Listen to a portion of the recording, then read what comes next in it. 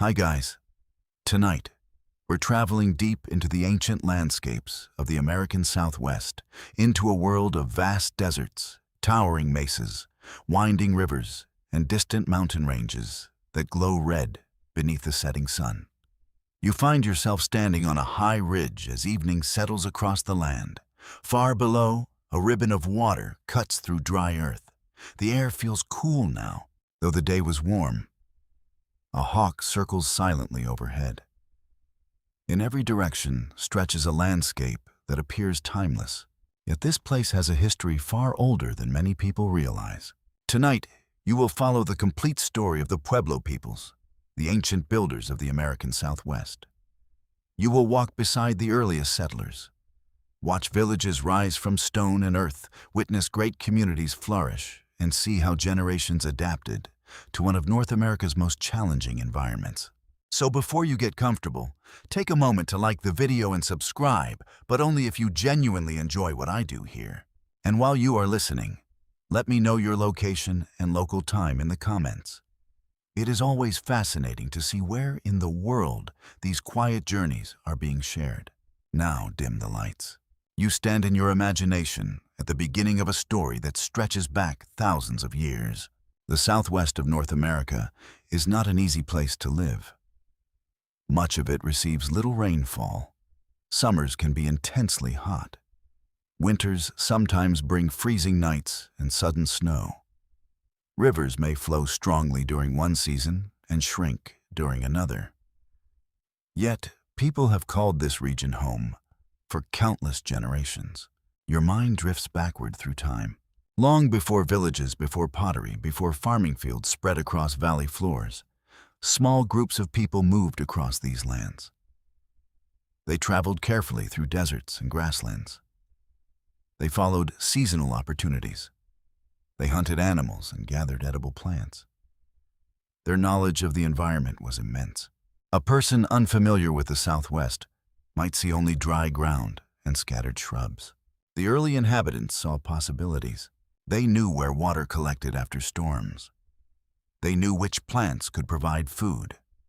They knew migration routes followed by animals. Survival depended on observation, memory, and patience. As evening settles over your imagined landscape, you can almost hear the crunch of sandals against dusty ground. A family moves slowly along a canyon rim. They carry simple possessions. Children remain close to parents. Everyone understands that cooperation means survival. The earliest ancestors of the Pueblo peoples emerged from these ancient communities. Modern archaeological evidence shows that people were living throughout parts of the Southwest thousands of years ago. Research conducted by scholars at institutions including Harvard University and the University of Arizona has helped establish increasingly detailed timelines for human settlement in the region. The picture continues to grow clearer as new discoveries emerge from caves, campsites, and ancient habitation areas. The landscape itself becomes a kind of archive. Every discarded tool, every cooking hearth, every shelter foundation, each offers clues about lives long gone. The night air cools further. You imagine a small camp beside a stream. A fire crackles softly. The smell of wood smoke drifts upward into darkness. Nearby tools made from stone lie beside woven baskets. The people gathered here cannot know that their descendants will someday build remarkable towns of stone. For now, life revolves around mobility. Groups move when resources shift. Seasons guide decisions. Knowledge passes from elders to younger generations through stories and daily practice. A child learns where certain seeds grow. A hunter learns how to read tracks. A grandmother teaches how to prepare gathered plants. Small lessons matter greatly. Over many centuries, these communities adapt continuously. Environmental conditions change. Animal populations fluctuate. Rainfall patterns shift. Human societies respond. For a moment, it feels as though time slows. The stars overhead appear brilliant. Without modern lights, the night sky dominates everything. Thousands of points of light fill the darkness. Ancient people across the Southwest surely spent countless evenings beneath this same celestial display. Many scholars believe the sky played an important role in shaping cultural traditions. Exactly how early astronomical knowledge developed remains a subject of discussion. Historians still debate the extent to which certain ancient alignments were intentionally designed during the earliest periods. Though later Pueblo communities clearly demonstrated sophisticated awareness of celestial cycles, the debate continues. The stars remain silent. Meanwhile, daily life goes on. Generations succeed one another. Children become adults. Adults become elders. Knowledge accumulates gradually. No single moment changes everything. Transformation arrives slowly. The Southwest rewards patience. Imagine walking beside a seasonal river after rainfall. Fresh water flows through sandy channels. Plants appear greener. Birds gather nearby. Such moments would have offered opportunities for hunting gathering and eventually something even more important: experimentation. Across many regions of North America, people gradually explored new ways of obtaining food. The ancestors of the Pueblo peoples participated in these broader developments. At first, such changes may have seemed small: a few cultivated plants, a temporary garden, an observation repeated over generations. Nothing dramatic. Yet history often turns upon quiet innovations. The future builders of great Pueblo communities are still far away. Their famous cliff dwellings do not yet exist. Their ceremonial centers remain centuries in the future. But foundations are already forming. The most important structures begin not with stone walls, but with accumulated experience. People learn the rhythms of particular valleys. They become familiar with specific water sources. They establish recurring patterns of movement. Connections to place deepen. The desert gradually feels less like wilderness and more like home.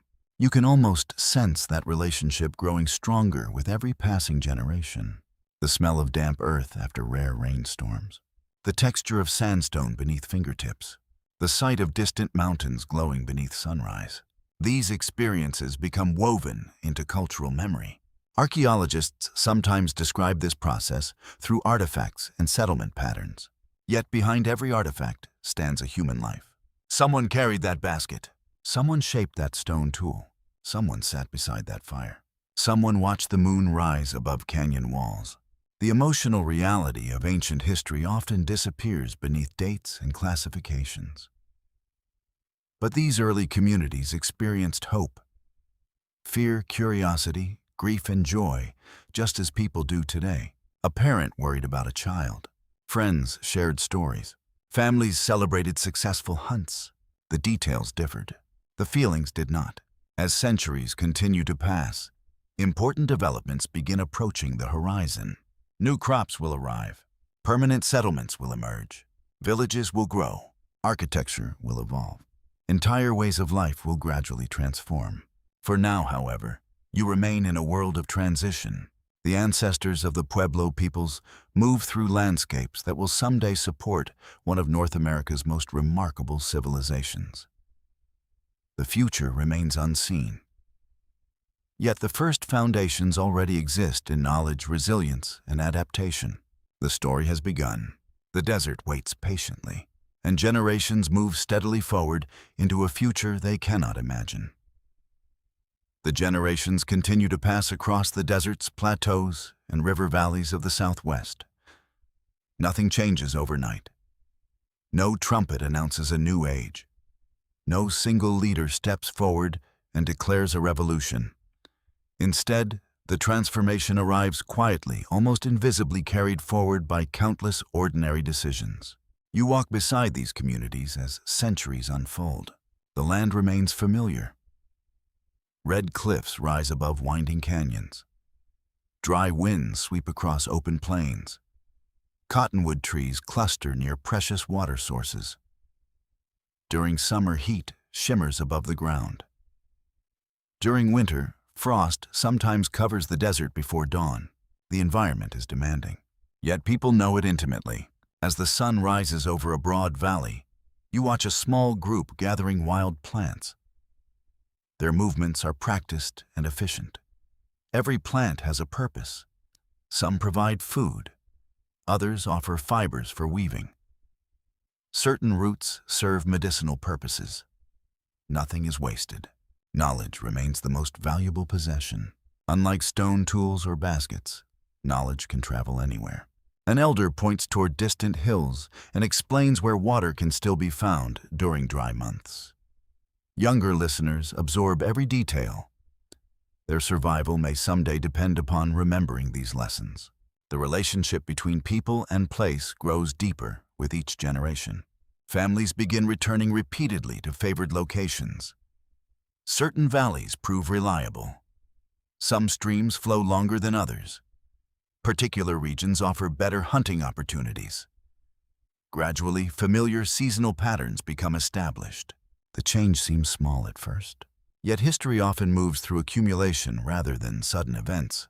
Archaeological research from institutions, including the University of Chicago and Stanford University, suggests that communities throughout parts of the Southwest increasingly developed stronger connections to specific landscapes during these long centuries. Settlement evidence reveals patterns that become less mobile over time. The process unfolds slowly, very slowly. A family spends several seasons in one area. Their children grow attached to the place. The next generation returns again. A temporary camp becomes a recurring destination. A recurring destination begins resembling a home. You can almost feel the shift occurring. One evening, smoke rises from several nearby shelters rather than just one. Families have gathered together. Children play between cooking fires. Conversations drift through the cool air. Cooperation offers advantages. More hands can gather food. More eyes can watch for danger. More knowledge can be shared. Community becomes increasingly important. The smell of roasting seeds drifts across the settlement. Nearby, someone repairs a woven basket. Another person carefully shapes a stone tool. These scenes may appear ordinary, yet they reveal profound developments. Life is becoming more organized around stable social networks. Relationships extend beyond immediate family. Shared traditions strengthen. Collective memory expands. As darkness falls, stories pass between generations. The stars emerge above the desert once again. You imagine a child listening beside a fire, hearing tales about ancestors and distant places. Such stories preserve more than entertainment. They carry practical knowledge, cultural values, and a sense of identity. The community understands who they are, and increasingly they understand where they belong. Environmental conditions continue shaping every decision. Rain remains unpredictable. Some years are generous, others are difficult. During dry periods, survival requires flexibility and cooperation. You feel the tension of uncertainty. A cloudy sky brings hope. An empty stream causes concern. Every season matters. Yet these communities prove remarkably adaptable. For thousands of years, the Southwest has rewarded careful observation.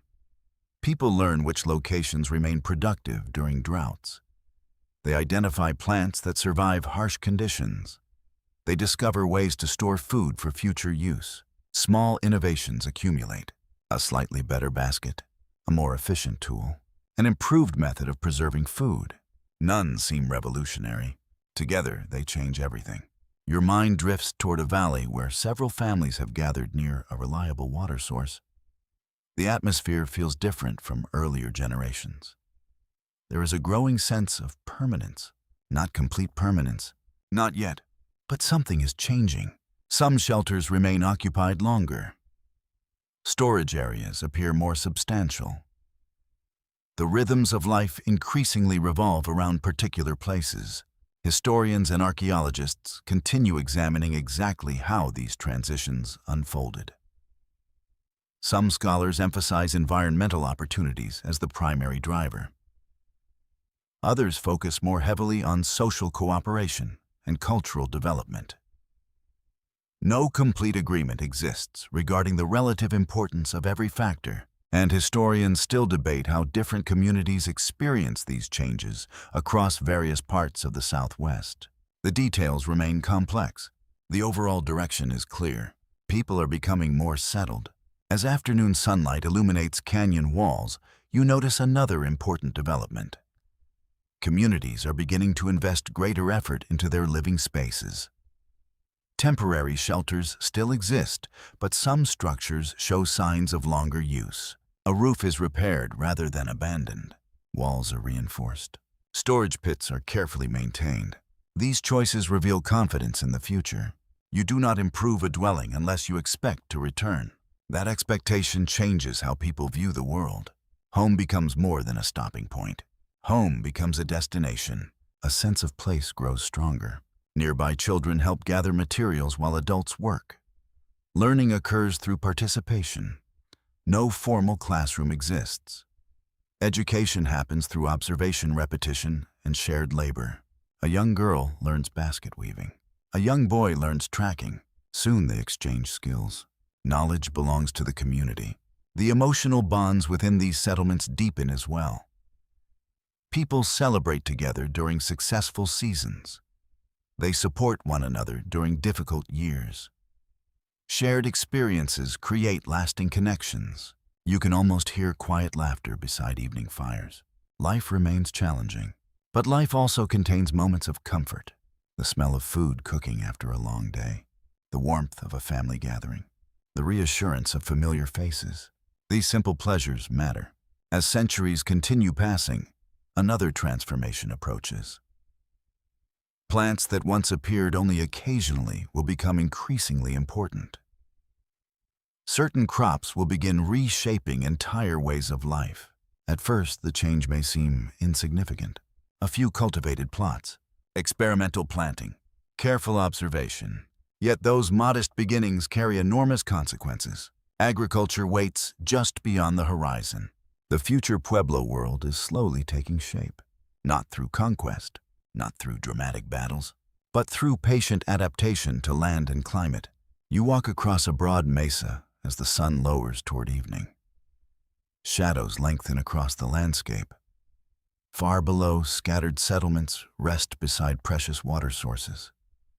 Smoke rises gently into the cooling air. The scene appears peaceful. Yet beneath that calm surface, history is moving forward. Communities are becoming more stable.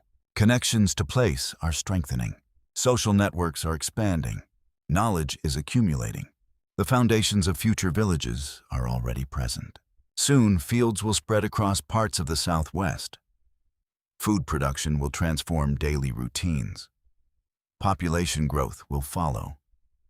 New opportunities and new challenges will emerge. But those developments belong to the next stage of the story. For now, you remain among people standing between two worlds. One foot still rests in ancient traditions of mobility. The other steps cautiously towards settled life. The journey continues, and the desert remembers every step.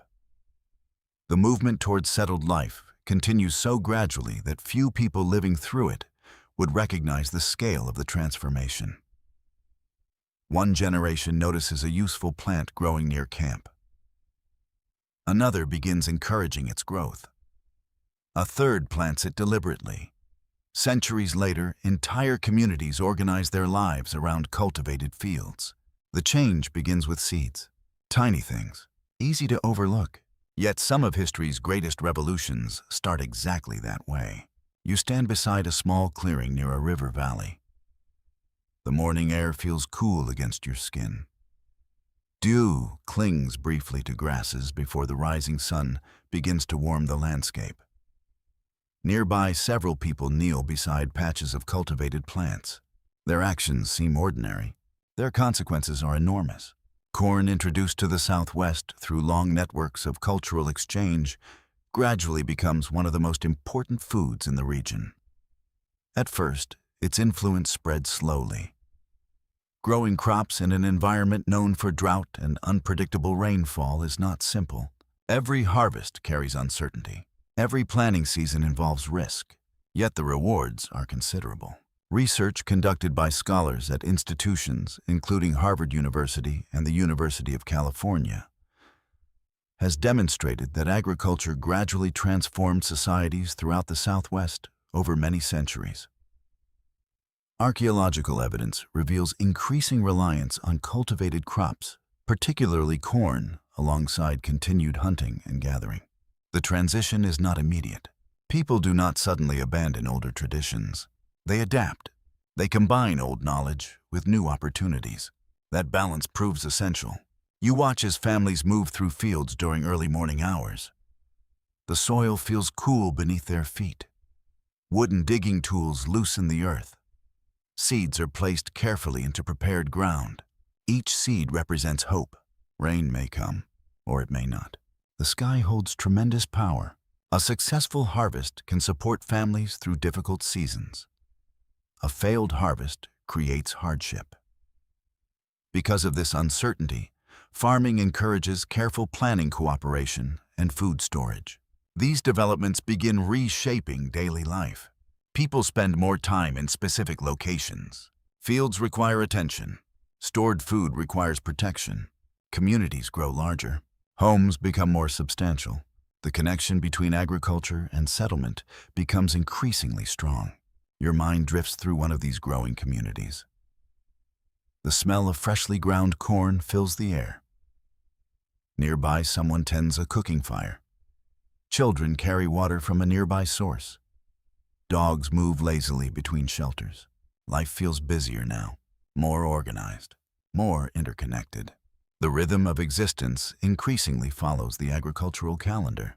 Planting season, growing season, harvest season, storage season, year after year, generation after generation. The cycle continues. You notice storage pits carefully constructed near homes. Food preservation becomes critically important. Corn can sustain people long after harvest, but only if protected from moisture pests and spoilage. Planning for the future becomes a daily responsibility. The psychological effect is significant. Agriculture encourages long-term thinking. Families invest effort today for rewards months later. Communities coordinate labor across seasons. Decisions are made with future generations in mind. A child helping in the fields learns patience. An elder shares knowledge accumulated over decades. The community becomes a bridge between past and future. As afternoon sunlight spreads across the valley, you observe another consequence of farming. Population gradually increases. Reliable food sources allow more people to live within particular areas. Villages begin growing. Not rapidly, steadily. The change resembles the slow growth of a tree, almost invisible from day to day, undeniable across centuries. Archaeological evidence reveals expanding settlements throughout many parts of the Southwest during these periods. Homes become more numerous. Communities become increasingly permanent. Social relationships grow more complex. People now depend upon one another in new ways. A successful harvest often requires cooperation. Water management requires cooperation. Food storage requires cooperation. Shared labor strengthens social bonds. You hear conversations drifting through the settlement as evening approaches. Families discuss weather conditions. They compare planting results. They exchange practical advice. The future remains uncertain, but they face that uncertainty together. The emotional atmosphere feels different from earlier generations. Mobility once provided flexibility. Settlement provides stability. Both carry advantages. Both involve risks. Communities must balance them carefully. The Southwest remains unpredictable despite agricultural success. Drought can still threaten survival. Storms can damage crops. Environmental conditions continue shaping every aspect of life. No one forgets that reality. A dark cloud on the horizon attracts immediate attention. Rain matters deeply. Water means survival. You stand beside a cultivated field as distant thunder echoes across the landscape. Farmers glance toward the sky. The smell of approaching rain drifts through the air. Hope rises quietly. A few drops begin falling, then more. The earth drinks eagerly. Moments like this carry emotional weight difficult for modern people to fully appreciate. For communities dependent upon rainfall, weather is never merely a topic of conversation. It is destiny. The importance of environmental knowledge remains immense. Farming does not replace traditional understanding of the landscape. Instead, it expands upon it. People still gather wild foods. They still hunt. They still observe natural cycles carefully. Agriculture becomes another tool rather than a complete replacement. This flexibility helps communities survive. Historians continue debating certain aspects of how agriculture spread and evolved across different regions of the Southwest. Some researchers emphasize migration and cultural exchange. Others focus more heavily on local adaptation and innovation. Evidence supports elements of multiple interpretations, and no single explanation answers every question. The story remains complex. Human history usually is. Meanwhile, daily life continues unfolding in tangible ways. You hear stone grinding tools working steadily as corn is processed into meal. The sound becomes part of the village soundtrack. Morning after morning, year after year, a familiar rhythm. Nearby smoke rises from cooking fires. The scent is comforting. Families gather for meals. Children listen to stories. Elders share memories. Life feels rooted. The physical landscape begins changing as well. Agricultural communities leave stronger marks upon their surroundings. Fields appear near settlements. Storage facilities multiply. Building efforts become more ambitious. People invest labor into places they expect to occupy for many years. That expectation transforms architecture. Why construct temporary shelters when permanence becomes possible? Why move constantly when food can be grown nearby? Such questions gradually reshape the Southwest. The future cliff dwellings and stone villages remain centuries away, but their foundations are already emerging. Agriculture creates conditions that allow larger, more organized communities to develop. Everything connects: food production, settlement, population growth, social cooperation, architectural innovation. Each supports the others. As the sun begins setting, golden light spreads across the valley. Farmers return from their fields. Children chase one another between homes. The smell of evening meals fills the cooling air. A sense of belonging settles over the community. The people gathered here cannot know exactly what lies ahead. They cannot foresee great ceremonial centers. They cannot imagine vast stone settlements. They cannot predict future migrations. Yet, they are building the foundations of all those developments. One seed at a time, one harvest at a time, one generation at a time. The story of the Pueblo peoples continues growing from the soil beneath their feet, nourished by patience, resilience, and an enduring relationship with the land. And beyond the valley, new villages are already beginning to rise. The villages continue to grow. What began as scattered communities near fields and water sources gradually becomes something more substantial. Across the Southwest, generations build upon the achievements of their ancestors. Knowledge accumulates. Techniques improve. Settlements become larger and more sophisticated. You walk through this changing world as centuries pass quietly beneath the desert sun.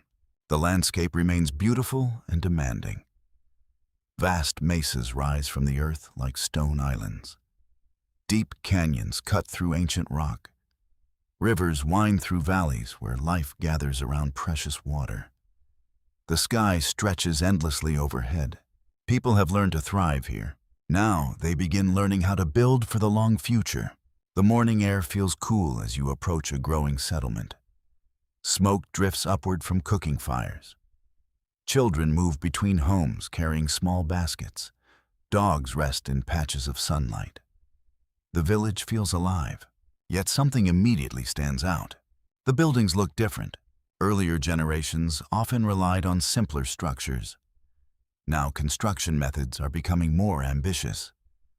Homes are built with greater durability. Communities invest tremendous effort into architecture.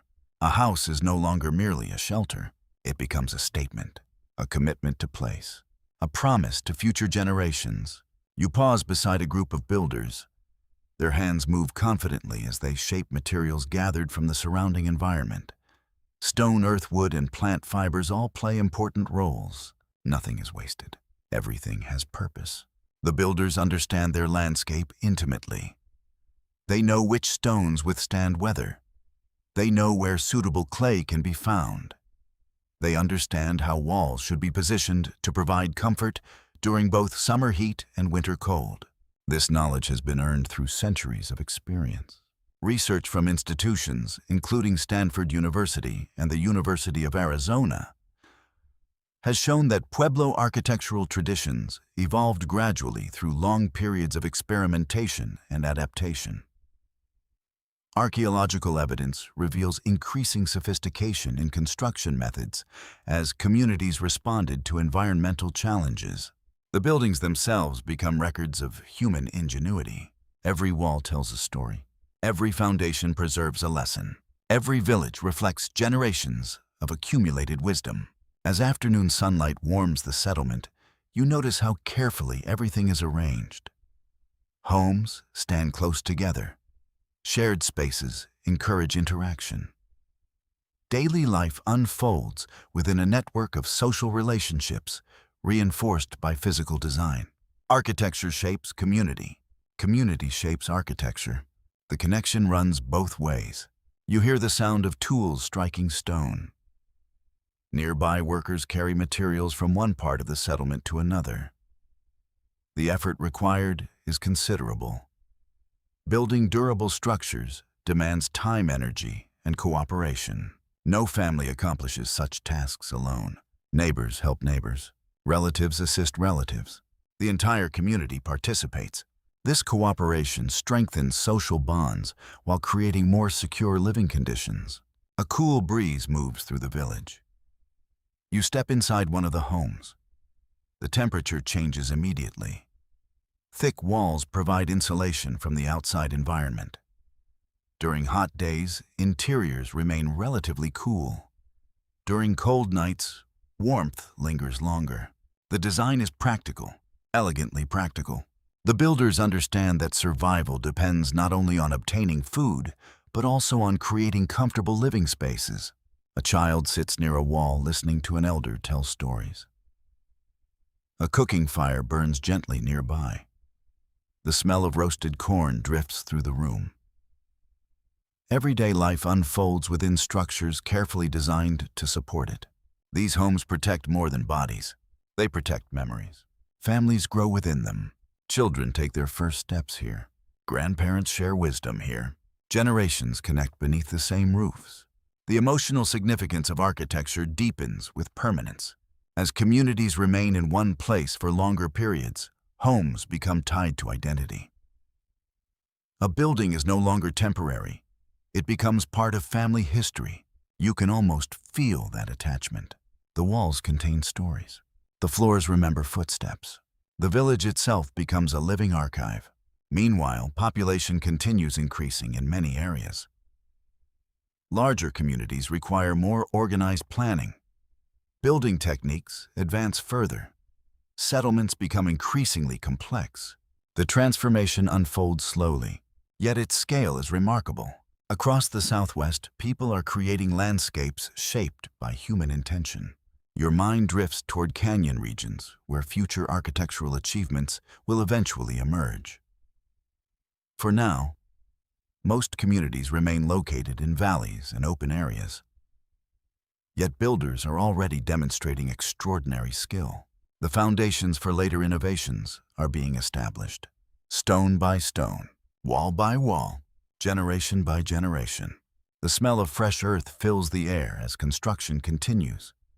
Workers mix materials carefully. Others shape stones to fit together more effectively. The process demands patience. There are no shortcuts. Quality requires effort. The builders understand this deeply. You watch a young apprentice learning from an experienced craftsperson. Every movement carries instruction. Knowledge passes through observation and practice rather than written manuals. A mistake becomes a lesson. Success becomes tradition. The cycle repeats endlessly. Historians still debate certain aspects of how architectural knowledge spread between different communities throughout the Southwest. Some evidence suggests extensive exchange of ideas across regions. Other findings highlight strong local traditions shaped by specific environmental conditions. The exact balance remains an area of active discussion among researchers. The uncertainty itself reveals something important. These societies were dynamic, creative, adaptable. Innovation emerged from many sources. As evening approaches, long shadows stretch across the settlement. Families gather near their homes. The pace of work slows. Voices mingle softly in the cooling air. The village feels secure, not immune to hardship, but secure. Strong buildings provide reassurance during storms. They offer protection during winter cold. They create spaces where community life can flourish. You imagine a family resting after a long day. The scent of wood smoke lingers gently. Outside stars begin appearing above the darkening landscape. Inside, conversation continues quietly. Comfort matters. Stability matters. Home matters. These simple truths shape the future of Pueblo civilization. The architectural achievements still ahead will one day astonish archaeologists and visitors alike. Towering stone settlements and remarkable cliff dwellings will emerge from centuries of accumulated knowledge. But those wonders do not appear suddenly. They grow from humble beginnings, from builders who pay attention, from communities willing to cooperate, from generations determined to adapt. The Southwest continues teaching its lessons. Build carefully, plan ahead, work together, respect the landscape. As darkness settles fully across the village, fires glow softly behind sturdy walls. The sounds of the day fade gradually into silence. Above, countless stars shine over a community that has become more rooted than ever before. Tomorrow, work will continue. Fields will need tending. Homes will need maintenance. Children will continue learning. Life will move forward. And with each passing generation, the villages of the Pueblo ancestors will become more connected, more organized, and more ambitious. Soon, entire communities will begin transforming into thriving centers of daily life, trade tradition, and shared identity. The ancient builders are only beginning to reveal what they can accomplish. The villages now feel firmly rooted in the landscape. Generations have invested their labor, hopes, and memories into these communities. Fields stretch across nearby valleys. Homes stand close together. Paths worn smooth by countless footsteps connect families. Storage areas, gathering spaces, and fields. Life has become wonderfully ordinary. An ordinary life is where history truly lives. You step into a thriving Pueblo settlement as dawn approaches. The sky glows faintly above distant mesas. Cool air drifts through the village. For a few moments, everything remains quiet. Then the day begins. A door opens. Someone gathers water. A cooking fire comes to life. The smell of smoke mixes with the scent of damp earth. Soon, the entire settlement is awake. You hear grinding stones before you see them. Across the village, women kneel beside stone tools, turning harvested corn into meal. The steady sound becomes part of daily life. Scrape, turn, scrape, turn. The rhythm continues. Children help where they can. Older family members supervise younger ones. Work is not separated from learning. Every task teaches something valuable. A young girl watches carefully as her mother prepares food. A young boy carries water from a nearby source. Neither realizes they are receiving an education, yet they are. Knowledge passes naturally through participation. You walk through narrow pathways between homes. Morning sunlight begins touching the upper walls. Shadows retreat slowly across the ground. The village feels busy, but not hurried. People understand their responsibilities. The routines are familiar. The community functions because everyone contributes. Research conducted by scholars from Yale University and the University of New Mexico has emphasized how Pueblo communities relied upon strong social cooperation. Archaeological evidence suggests that daily life involved extensive coordination among families, particularly regarding agriculture, food storage, construction, and community activities. Cooperation is not merely helpful. It is essential. The environment demands it. The village rewards it. You notice a grandmother sitting beside a doorway. Her hands move steadily as she repairs a woven basket. Nearby, several children listen while she tells stories about ancestors and important traditions. The stories are entertaining, but they are also educational. They explain how people should behave. They preserve collective memory. They strengthen identity. In societies without written books, stories become libraries. Every generation adds another shelf. The morning grows warmer. People begin moving toward fields outside the settlement. Agriculture remains central to daily life. Corn continues providing the foundation of the food supply. Beans and squash contribute important nutrition as well. Together, these crops support growing populations. They also shape the annual calendar. Planting seasons arrive. Harvest seasons follow. Life unfolds according to cycles older than memory. You accompany a group heading toward cultivated fields. The soil feels dry beneath your feet. Above, clouds drift slowly across the vast southwestern sky. Farmers glance upward often. Rain always matters. The relationship between people and weather remains deeply personal. Modern forecasts do not exist. Communities depend upon observation, experience, and patience. A dark cloud can inspire hope. Weeks without rain can create anxiety. The emotional connection to the environment is constant. Yet, life contains much more than work. As afternoon arrives, you return to the village. Children laugh while playing games between homes. Dogs wander lazily through sunny spaces. Neighbors exchange food news and practical advice. The settlement feels alive with relationships. Every person belongs to a larger network. No one exists entirely alone. You notice how homes cluster together. The arrangement encourages interaction. Families remain close. Shared spaces bring people together regularly. Architecture reinforces community. Community reinforces architecture. The pattern continues. Inside one home, the scent of cooking food fills the air. Cornmeal is being prepared for an evening meal. Nearby, clay vessels store water and food supplies. Pottery has become increasingly important. The containers are practical, yet many are also beautiful. Carefully shaped surfaces display skill and attention. Even ordinary objects can carry meaning. You run your hand across the smooth surface of a finished vessel. The craftsperson who created it understood both utility and artistry. Function and beauty coexist naturally. They often do. Throughout the settlement, people produce tools, baskets, clothing, and household goods. Every object reflects accumulated knowledge passed through generations. Nothing appears accidental. Every technique has history behind it. Every design carries memory. The village itself becomes a showcase of collective expertise. As evening approaches, another side of community life becomes visible. People gather. Conversations lengthen. Stories return. The pace slows. You sit beside a fire as shadows deepen across the settlement. The smell of wood smoke drifts gently upward. Sparks rise toward a sky gradually filling with stars. Someone shares news from a neighboring community. Someone else recalls events from years past. Children listen carefully. The boundary between entertainment and education barely exists. Both happen together. Archaeological evidence suggests that Pueblo communities maintained extensive social connections, extending beyond individual villages. Families often interacted with neighboring settlements through trade ceremonies, marriages, and shared traditions. The world feels larger than a single village. Yet the village remains the center of daily life.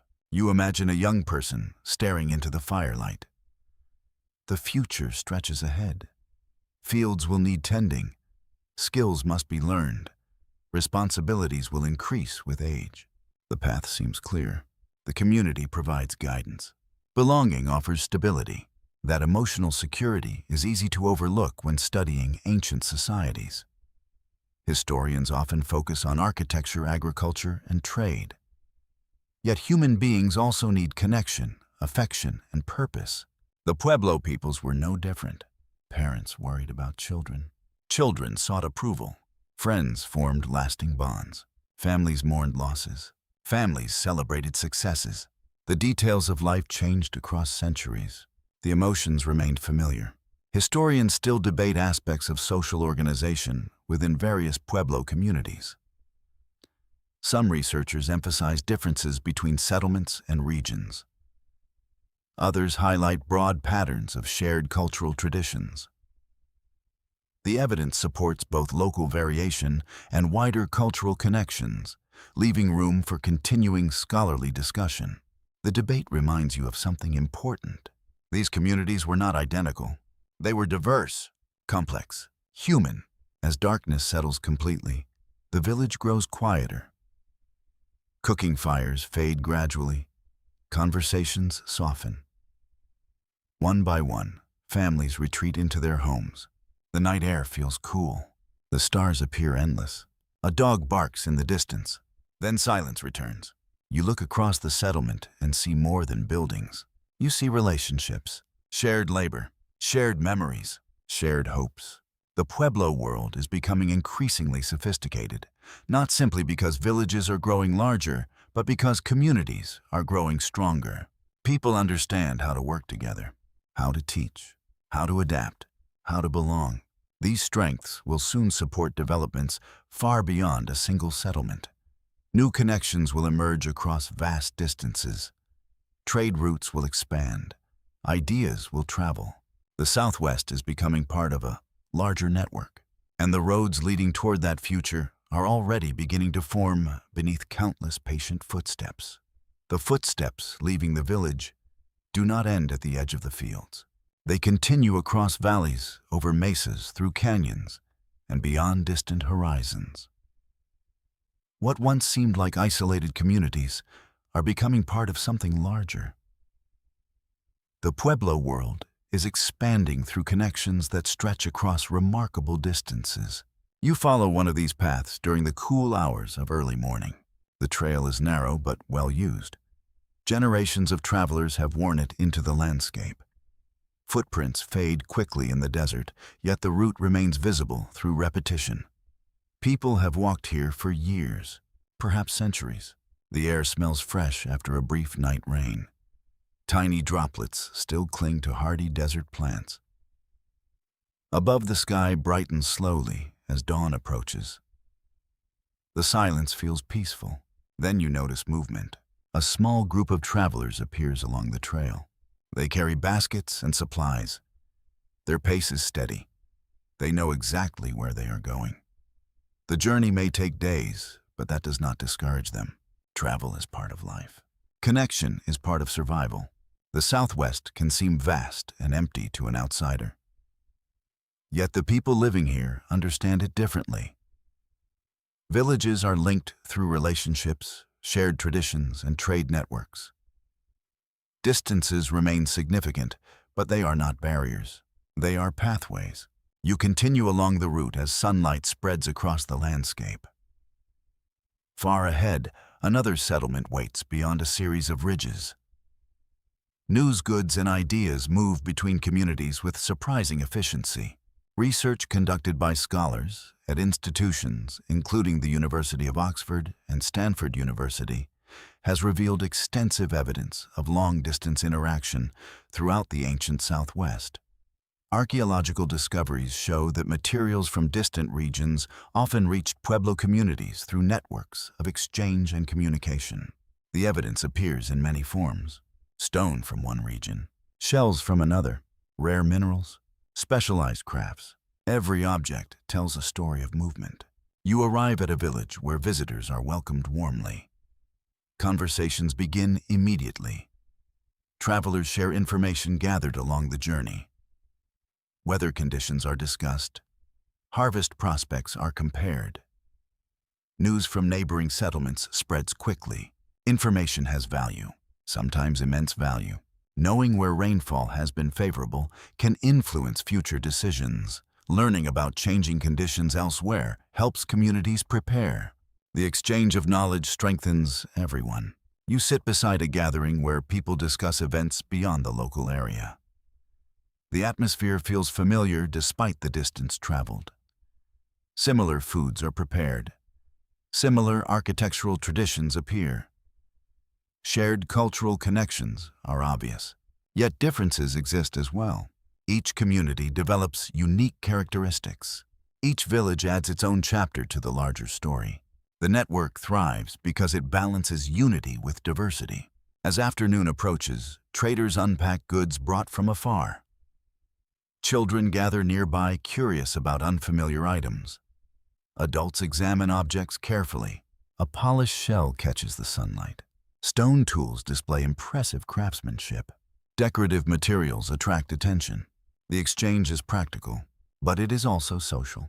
Trade creates relationships. Relationships encourage cooperation. Cooperation strengthens stability. Everything connects. You notice how conversations often continue long after exchanges are completed. People share stories. They compare experiences. Friendships are renewed. Family connections spanning multiple communities are reinforced. Trade routes carry more than goods. They carry culture. Ideas travel alongside objects. Techniques spread. Traditions evolve. Knowledge moves from village to village. The Southwest becomes increasingly interconnected. Your mind drifts toward the physical challenges involved in maintaining these connections. Travel requires effort. Distances can be considerable. Summer heat can be intense. Water sources must be known and carefully managed. The journey is not always easy, yet people continue making it. The benefits outweigh the difficulties. You walk beside travelers crossing open terrain beneath the afternoon sun. Their sandals press against dusty ground. Water is conserved carefully. Rest stops are chosen wisely. Experience guides every decision. A traveler who understands the land possesses a valuable skill. The route itself becomes a kind of teacher. Every journey reinforces environmental knowledge. Every trip strengthens relationships. Every arrival expands understanding. As evening approaches, the travelers establish a temporary camp. A small fire flickers against the growing darkness. The smell of smoke drifts gently across the desert. The scene feels timeless. People gather together. Meals are shared. Stories are exchanged. The stars emerge overhead. One traveler describes conditions in a distant settlement. Another speaks about recent harvests. A third recalls a memorable journey completed years earlier. The conversation wanders naturally. Yet every story contains useful information. Listening matters. Memory matters. Communication matters. You realize that these networks help explain how innovations spread across the Southwest. New construction techniques can travel from one community to another. Agricultural knowledge can be shared. Artistic styles can influence distant regions. Ideas move with people, sometimes slowly, sometimes surprisingly fast. Either way, movement changes societies. Historians still debate the exact scale and organization of certain trade networks. Some researchers emphasize highly structured exchange systems connecting major centers. Others suggest a more flexible pattern built upon countless local interactions. The evidence continues to be studied, and no complete agreement exists regarding every detail. What remains clear is the existence of extensive connections. The archaeological record leaves little doubt. Communities communicated. Communities exchanged goods. Communities influenced one another. The Pueblo world was never isolated. As darkness deepens, you look toward the horizon. Somewhere beyond the visible landscape, other villages are settling into evening. Fires glow behind stone walls. Families gather for meals. Stories pass between generations. Many of those communities are connected, not politically, not through a single ruler, but through relationships built over centuries. The network resembles a living web, flexible, resilient, enduring. You wake the next morning before sunrise. The air feels cool and still. Travelers prepare to continue their journey. Supplies are checked. Water containers are secured. Final conversations take place. Soon they are moving again, step after step, mile after mile. The trail stretches forward. So does history. These growing connections will eventually support the rise of remarkable centers where people gather in larger numbers than ever before. Ceremonial activities will expand. Communities will cooperate on ambitious projects. The Southwest will witness achievements impossible without strong regional networks. The roads are preparing the way, not paved roads, not roads marked by signs, but pathways of trust, memory, and shared purpose. You watch the travelers disappear into the distance. Their figures grow smaller beneath the vast sky until they finally vanish beyond a ridge. The trail remains. Others will follow. They always do. And through their journeys, the Pueblo world continues growing larger, stronger, and more connected with every passing generation. The trails continue drawing people together. For generations, communities have exchanged goods, knowledge, and traditions across the Southwest. Relationships stretch from village to village, like invisible threads woven through the landscape. Gradually, some places begin attracting greater numbers of visitors. At first, the gatherings are modest. A seasonal meeting, a shared ceremony, an opportunity to exchange news. Then the gatherings grow larger, and larger still. You find yourself approaching one of these emerging centers during the soft light of early morning. The sun has not yet cleared the horizon. Cool air fills the valley. In the distance, smoke rises from many fires, far more than a single village would require. Something important is happening here. As you walk closer, the scale becomes clear. People have arrived from many directions. Families, travelers, craftspeople, farmers, and spiritual leaders gather within a growing community that serves purposes beyond ordinary daily life. The atmosphere feels different. There is energy here, expectation, a sense that many lives are intersecting at once. You step into the settlement and hear voices from every direction. Children run between groups of visitors. Traders display goods brought from distant regions. Families reunite after long separations. The center feels alive, not chaotic, purposeful. Throughout the ancient Southwest, communities eventually developed gathering places that played important ceremonial and social roles. Among the most remarkable were centers such as those found in regions later known for monumental architecture and extensive community planning. Research conducted by scholars from institutions, including the University of New Mexico, Harvard University, and the University of Arizona, has demonstrated that certain settlements became focal points for large populations across wide geographic areas. Archaeological evidence suggests these places hosted gatherings involving religion exchange, social cooperation, and cultural activities. The exact details remain partly hidden by time. The significance is unmistakable. People invested enormous effort into these places. You walk through broad, open spaces where groups have assembled for important events. The smell of cooking food drifts through the air. Freshly prepared meals are shared among visitors. Conversations fill the settlement from dawn until evening. The emotional atmosphere feels warm, welcoming, connected. A young traveler sees relatives not visited for years. Friends exchange stories from distant communities. Children meet others from places they have only heard about. The gathering strengthens relationships across the region. Human beings have always sought connection.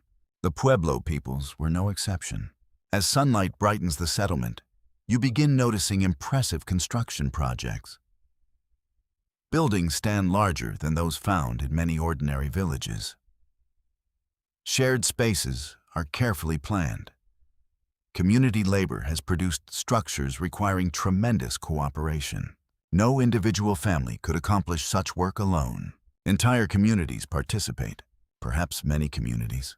The effort itself becomes meaningful. Building together strengthens social bonds. Shared achievements create shared identity.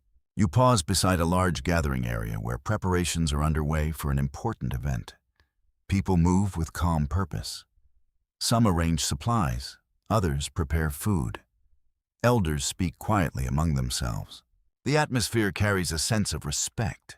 Certain activities hold deep spiritual importance. The Pueblo world is not divided neatly between everyday life and sacred life. The two are closely connected. Agriculture, weather, community cooperation, and spiritual belief often reinforce one another. The success of crops depends upon natural forces beyond human control.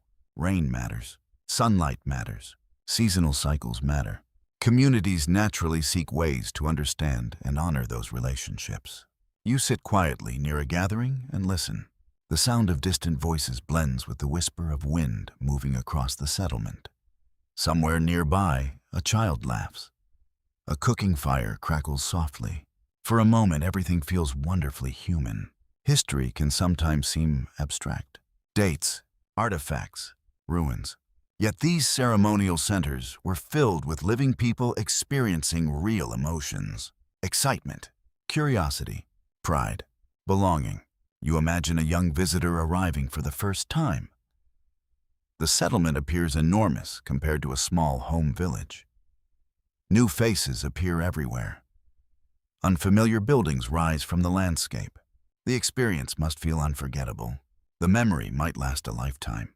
As afternoon approaches, activity increases further. Groups continue arriving. Trade occurs alongside ceremonies. Information spreads rapidly. News from distant communities becomes available to everyone gathered here. The center functions almost like a heartbeat. People arrive, ideas circulate, relationships strengthen. Then visitors return home carrying new knowledge. The influence extends far beyond the settlement itself. Archaeological discoveries reveal evidence of extensive planning within some ceremonial centers. Buildings were often arranged according to patterns reflecting both practical and cultural considerations. Certain structures appear to have held special significance within community life. Exactly how every space was used remains uncertain. Historians still debate aspects of ceremonial organization and political leadership within these centers. Some scholars argue that particular settlements served as influential regional hubs coordinating large populations. Others emphasize cooperation among communities, without centralized authority. Evidence supports multiple interpretations, and discussion continues among researchers. The debate highlights an important truth. Ancient societies are rarely simple. The Pueblo world contained layers of complexity that modern scholars are still working to understand. As evening approaches, golden sunlight washes across stone walls and open gathering spaces. Long shadows stretch over the ground. Visitors begin preparing evening meals. Conversations continue. The settlement remains vibrant, yet the pace softens. You notice smoke rising into the calm evening air. The scent of roasted food drifts through the gathering place. Families sit together after busy days. Travelers share stories beneath darkening skies. The stars emerge slowly, one by one, then thousands at once. Many people gaze upward. The night sky has always inspired reflection. Perhaps some visitors think about the journey home. Perhaps others consider the ceremonies they have witnessed. Perhaps children simply marvel at the vastness overhead. Whatever their thoughts, they share this moment together. That matters. Community remains the foundation beneath everything else. The buildings are impressive. The gatherings are important. The ceremonies are meaningful. Yet, none would exist without cooperation, without trust, without shared purpose. The ceremonial centers represent the growing maturity of Pueblo civilization. Communities now possess the knowledge, organization, and relationships necessary to undertake ambitious projects. The achievements ahead will become even more remarkable. Architecture will continue advancing. Population centers will grow. New challenges will emerge. But tonight, beneath a sky crowded with stars, the great gathering places of the Southwest stand as symbols of connection. Places where distant communities become one. Places where traditions are strengthened. Places where the future quietly begins taking shape. And across the desert, the glow of many fires illuminates a civilization entering one of its most extraordinary chapters. The glow of those gathering fires fades into memory, but the achievements they inspired continue growing across the Southwest. Communities have become larger. Networks stretch across great distances. Ceremonial centers draw visitors from far away. Knowledge travels along familiar routes. New ideas spread from settlement to settlement. And now, the builders begin reaching extraordinary levels of skill. You wake before sunrise in a thriving Pueblo community. The air is cool and still. Above the village, the first pale light touches the tops of distant cliffs. Workers are already moving through the settlement. Construction never truly stops. Walls require maintenance. New homes are needed. Storage spaces expand. Communal projects continue. The village is alive with craftsmanship. You follow a group of builders toward a construction site. Stone blocks lie neatly arranged nearby. Wooden beams rest in carefully organized piles. Clay and earth have been gathered for use in walls and finishes. Nothing appears random. Everything has been planned. The builders move with quiet confidence. Their knowledge comes from generations of experience. A younger worker studies the actions of an older craftsperson. No written instruction exists. Every lesson passes directly from person to person. Techniques survive because people remember them, and because they teach them well. Research from institutions including Princeton University, Yale University, and the University of Arizona has shown that Pueblo communities developed highly sophisticated architectural traditions. Archaeological evidence reveals remarkable engineering adapted specifically to the environmental conditions of the Southwest. The achievements are practical, but they are also beautiful. You watch as stones are positioned with great care. Walls rise steadily from foundations. Every piece contributes to the strength of the structure. The work demands patience. There is no rushing. A poorly placed stone creates problems later. A strong foundation rewards future generations. The builders understand this deeply. Their work reflects long-term thinking. You step back and study the settlement itself. The arrangement of homes creates a sense of order. Buildings fit naturally into the surrounding landscape. Architecture and environment seem to cooperate rather than compete. That relationship matters. The Southwest can be unforgiving. Summer heat can become intense. Winter nights can be surprisingly cold. Strong winds sweep across open terrain. Structures must respond to all of it. And they do. Inside one newly completed home, the temperature feels noticeably different from outside. Thick walls help regulate heat. Carefully designed spaces provide comfort throughout changing seasons. The builders have learned from centuries of observation. Every improvement builds upon earlier knowledge. You run your hand along a finished wall. The surface feels solid and cool. Countless hours of labor have gone into its construction. Behind every stone stands a human story. Someone gathered the materials. Someone carried them. Someone shaped them. Someone placed them. Architecture is frozen effort, a visible record of cooperation. As the morning progresses, activity spreads throughout the settlement. Some workers repair older structures. Others expand storage areas. Families prepare meals nearby. Children watch construction with fascination. Learning happens constantly. A young apprentice observes how a beam is positioned. An elder explains why certain materials perform better than others. Practical wisdom flows naturally between generations. The village itself functions as a classroom. Your attention shifts toward larger communal projects. These structures require tremendous coordination. Many hands contribute. Planning becomes increasingly important. The scale is impressive, not because of towering height, but because of collective effort. Entire communities invest in shared spaces. That choice reveals confidence in the future. People do not commit such energy unless they believe the settlement will endure. The emotional significance of permanence continues growing. Families expect their children and grandchildren to live here. Communities think beyond immediate needs. Architecture becomes a gift to future generations. You imagine a builder pausing after a long day of work. He studies a nearly completed structure glowing in late afternoon sunlight. There is satisfaction in the moment. Pride. Quiet accomplishment. Not personal pride alone. Community pride. Everyone helped create this. Everyone belongs to it. The smell of fresh earth mixes with wood smoke drifting from nearby homes. Voices carry across the settlement. Construction continues steadily beneath the vast southwestern sky. Life and architecture are intertwined. One supports the other. As communities grow more skilled, they begin building in increasingly challenging locations. Certain settlements take advantage of natural features within the landscape. Cliffs, mesas, and canyon walls become opportunities rather than obstacles. The environment offers protection. Builders provide adaptation. Together, they create remarkable results. You stand near a canyon edge and look across the terrain. The possibilities seem endless. Natural alcoves provide shelter. Elevated positions offer security. Nearby resources support daily life. Future generations will transform such locations into some of North America's most famous settlements.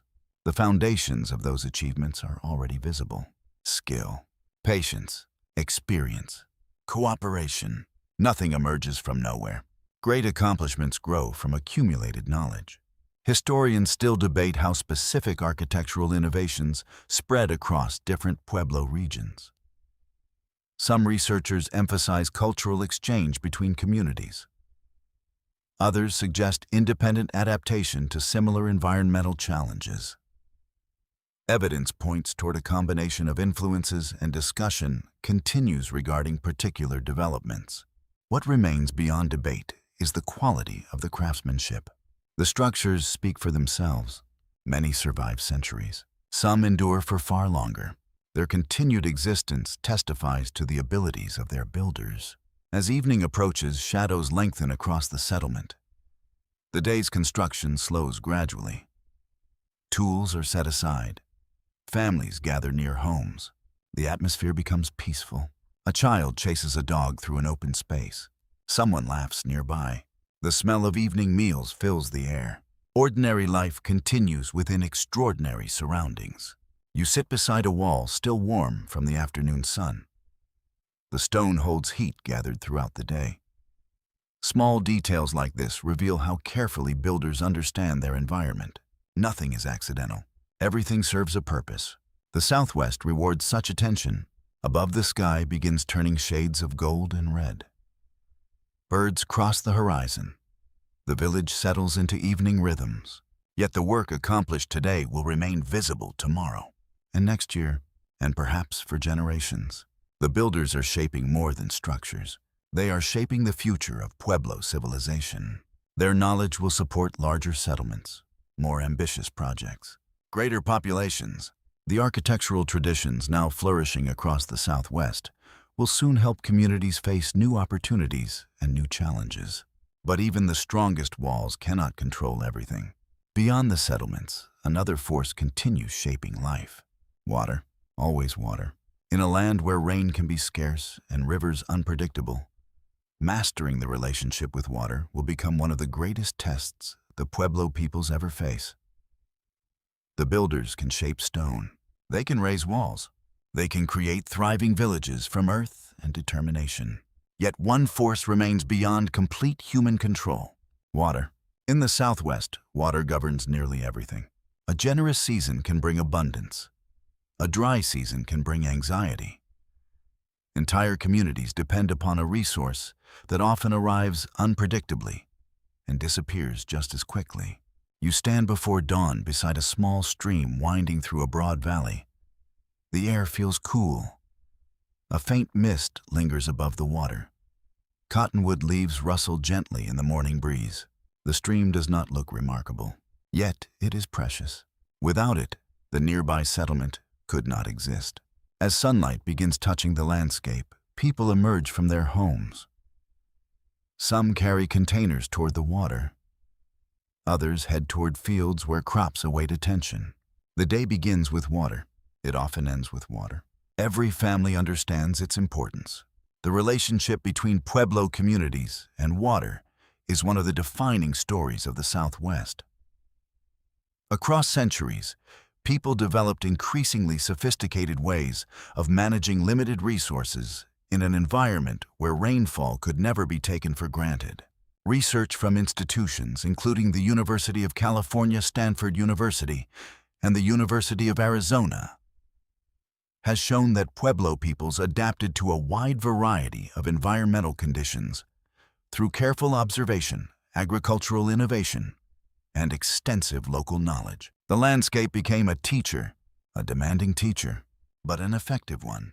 You walk beside farmers inspecting fields shortly after sunrise. The soil still holds some moisture from recent rainfall.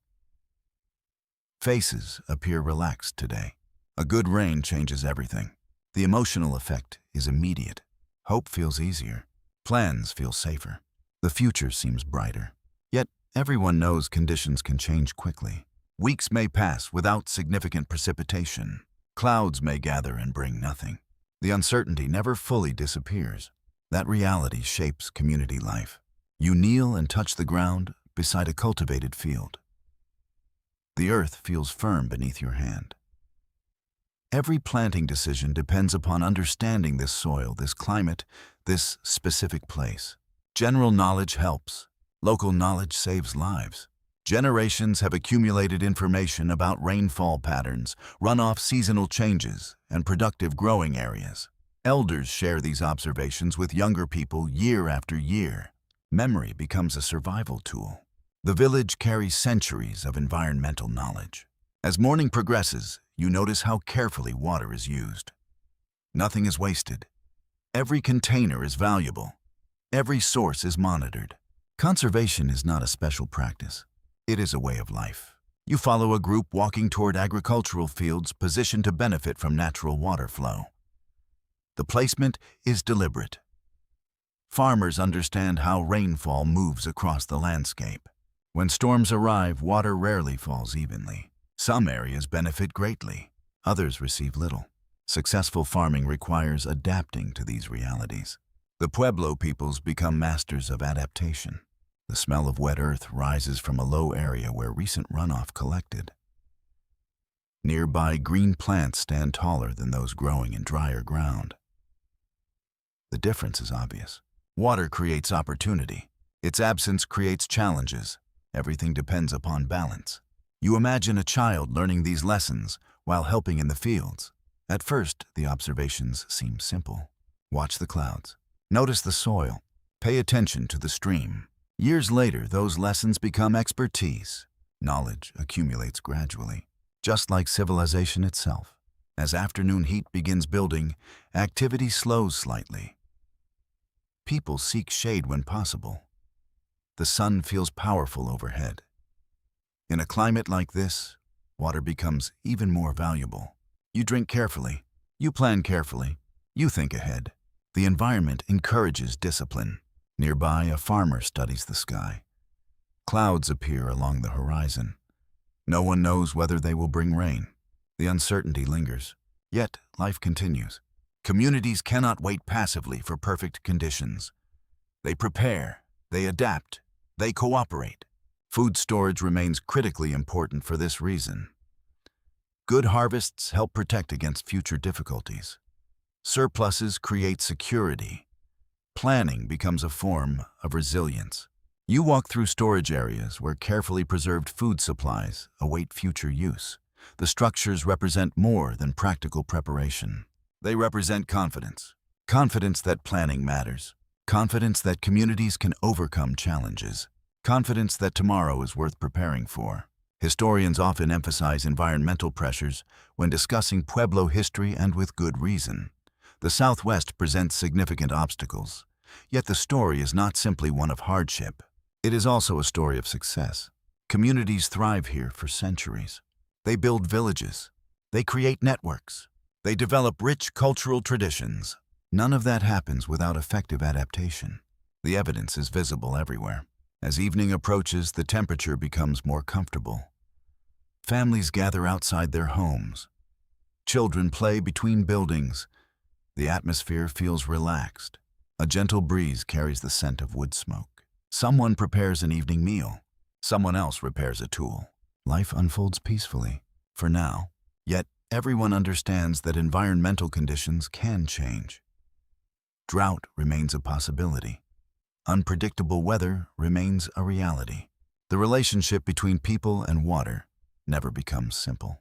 It remains dynamic, ongoing, important. Your attention shifts toward distant hills where dark clouds are beginning to form. Thunder echoes faintly across the landscape. People notice immediately. Conversations pause. Eyes turn skyward. Rain still inspires anticipation after all these generations. The first drops begin falling, slowly, then more steadily. The smell arrives almost instantly. Fresh rain on dry earth, one of the most recognizable scents in the world. The village seems to breathe easier. Children laugh and run through the drizzle. Adults smile quietly. Farmers watch their fields with satisfaction. Moments like this carry emotional power because everyone understands what is at stake. Rain means growth. Growth means food. Food means stability. The connection is direct. Historians still debate the extent to which different agricultural techniques contributed to long-term success in various Pueblo regions. Some scholars emphasize local environmental adaptation. Others highlight innovation and experimentation across communities. Evidence continues to reveal a complex picture shaped by geography, culture, and changing climate conditions. No single explanation tells the whole story. The Southwest is too diverse for that. The people living here are too adaptable. As darkness settles over the village, the rain gradually fades. Water drips from rooftops. The air feels cooler now. The smell of damp earth remains strong. Families retreat indoors. Fires glow softly behind sturdy walls. Outside, the land absorbs the precious gift it has received. Tomorrow, crops will continue growing. Streams may flow a little stronger. Hope will feel a little easier. Yet, the relationship between people and water will remain ongoing, always demanding attention, always shaping decisions, always influencing the future. And while farmers watch the skies, another force is quietly flourishing within Pueblo society. A force expressed not through fields or rainfall, but through creativity, through beauty, through objects that carry both practical purpose and deeper meaning. The world of Pueblo art is beginning to bloom. The rain has passed. Moisture lingers in the soil. Fields appear healthier. Streams flow a little more confidently through valleys and canyons. Communities continue their daily routines with renewed optimism. Yet, life in the Pueblo world is not defined solely by survival. People need food. People need shelter. People need water. But people also need beauty. They need meaning. They need ways to express who they are. As Pueblo communities grow larger and more established, artistic traditions flourish alongside agriculture and architecture. Practical objects become opportunities for creativity. Everyday life becomes intertwined with craftsmanship. You begin the day inside a thriving settlement where the first sunlight touches stone walls. The village is waking slowly. Smoke rises from cooking fires. Children move between homes. Somewhere nearby, the steady sound of grinding corn echoes through the cool morning air. Then another sound catches your attention, the gentle scrape of hands shaping clay. You follow it. Inside a shaded work area, a craftsperson sits beside carefully prepared materials. Nearby, several unfinished vessels rest on the ground. The artist works patiently, adding shape and form through practiced movements. Nothing appears hurried. The process demands concentration. Every curve matters. Every detail matters. You watch as a simple lump of clay gradually becomes something useful and beautiful at the same time. The vessel will eventually store food or water. It will serve an everyday purpose, yet it is also art. The distinction barely exists here. Across the Pueblo world, pottery becomes one of the most important forms of artistic expression. Archaeologists have recovered remarkable examples displaying extraordinary craftsmanship, creativity, and technical skill. Research conducted by scholars from institutions including Columbia University, Harvard University, and the University of New Mexico, Mesa, has demonstrated how pottery styles evolved across different Pueblo regions while preserving strong cultural traditions. The surviving pieces provide valuable insights into daily life trade and artistic development. Every vessel tells a story, not through written words, through form, through design, through craftsmanship. The artist beside you continues working. Hands move confidently across the clay surface. Years of experience guide every motion. Nearby, a younger apprentice watches carefully. Learning occurs through observation, just as it always has. Knowledge passes from one generation to the next. Artistic traditions survive because communities value them. You step outside and walk through the village. Pottery appears everywhere. Some vessels hold food, Others store water. Some serve ceremonial purposes. Each reflects the skill of its creator. The variety is striking. Different shapes, different decorations, different techniques. Creativity thrives within tradition. As the morning progresses, you encounter another craftsperson working with natural materials gathered from the surrounding environment.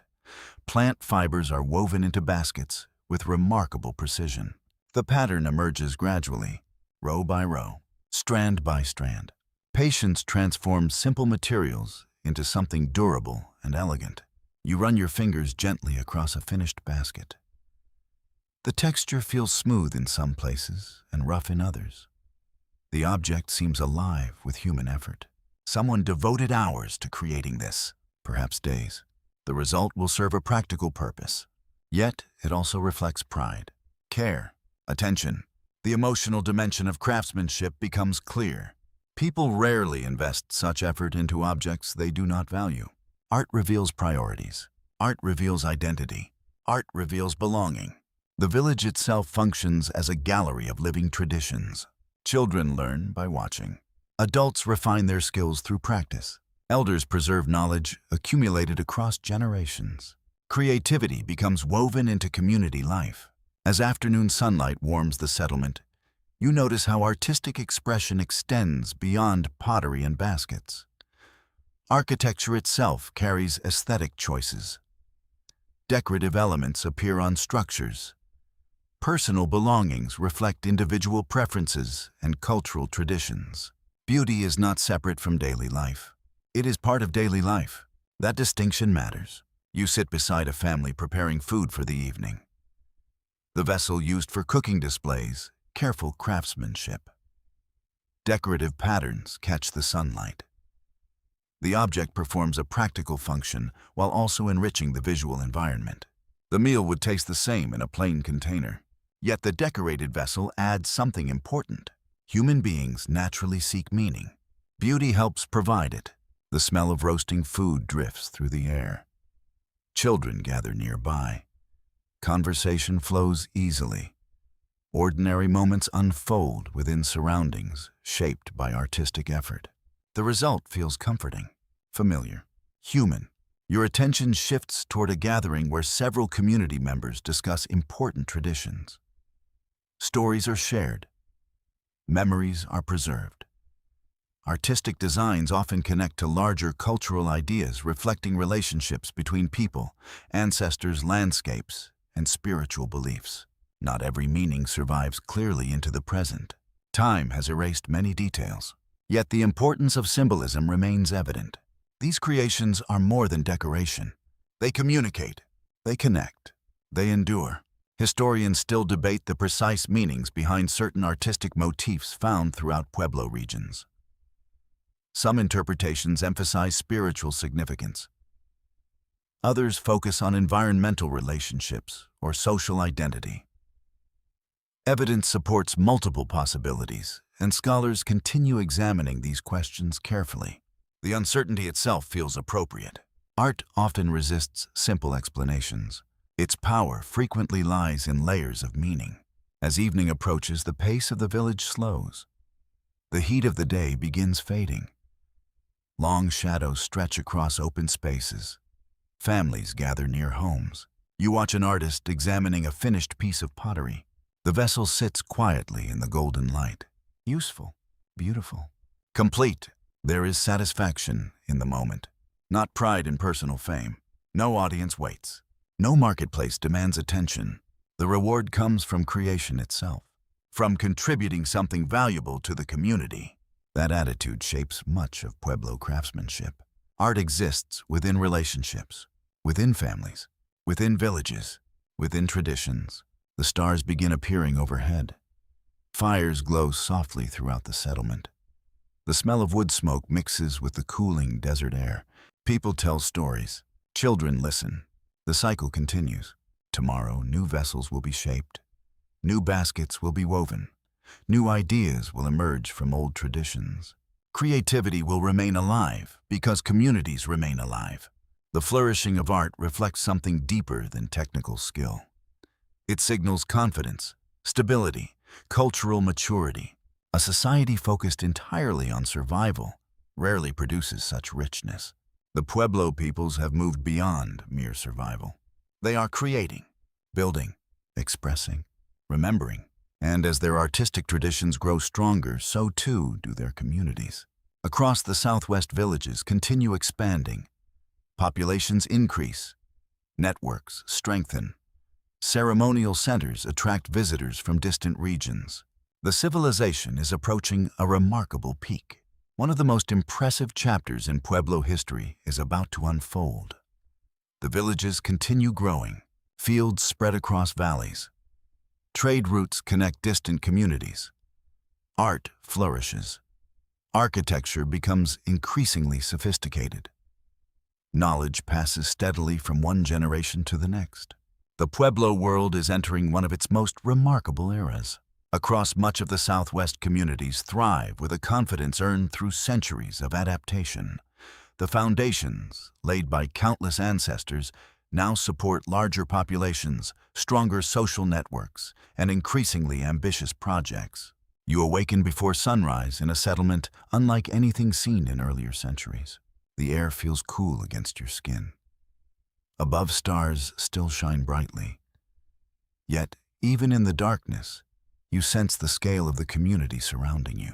Homes stretch across the landscape. Storage structures stand nearby.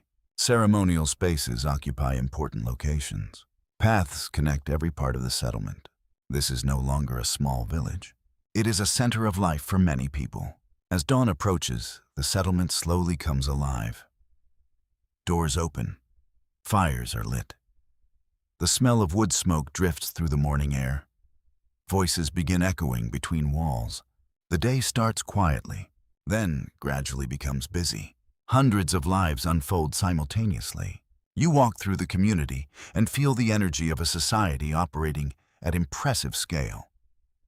Families prepare meals. Farmers organize work crews. Craftspeople begin their daily tasks. Travelers arrive carrying news from distant places. Everywhere you look, activity is underway. Yet the settlement does not feel chaotic. It feels organized, purposeful, experienced. Research conducted by scholars at institutions, including Harvard University, the University of Arizona, and the University of New Mexico, indicates that certain Pueblo communities reached substantial sizes during this period. Archaeological evidence reveals extensive construction, sophisticated planning, and strong regional connections supporting large populations. The achievement is extraordinary, especially considering the environment. This remains the Southwest. Water is still precious. Rain remains unpredictable. The landscape still demands respect. Yet people have learned how to thrive here. You climb a gentle rise overlooking the settlement. Morning sunlight spreads across stone walls and open plazas. The view is breathtaking. Smoke rises from many homes. People move along familiar pathways. The entire community seems to breathe together. The settlement is not simply a collection of buildings. It is a living organism. Every person contributes. Every role matters. A farmer's harvest supports a craftsperson. A builder's work protects families. A trader strengthens regional connections. The success of one helps support many. That interdependence creates resilience. You pause beside a gathering area where community members are discussing upcoming activities.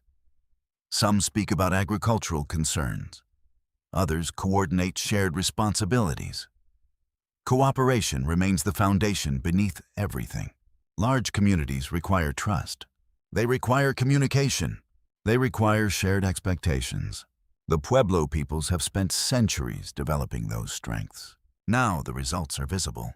As the morning progresses, you notice the diversity of experiences contained within the settlement. Children learn skills from parents and grandparents. Elders preserve historical knowledge. Travelers bring fresh perspectives from other regions. The flow of information never stops. Neither does learning. The smell of freshly prepared food drifts from nearby homes. Grinding stones continue their familiar rhythm. Pottery vessels line storage areas. Baskets filled with supplies await future use. Everywhere, evidence of prosperity appears. Not luxury, prosperity. The difference matters. Success here is measured through stability, cooperation, and preparation, rather than personal wealth. A well-stocked storage room matters. Strong social relationships matter. Reliable harvests matter. These priorities reflect the realities of life in the Southwest.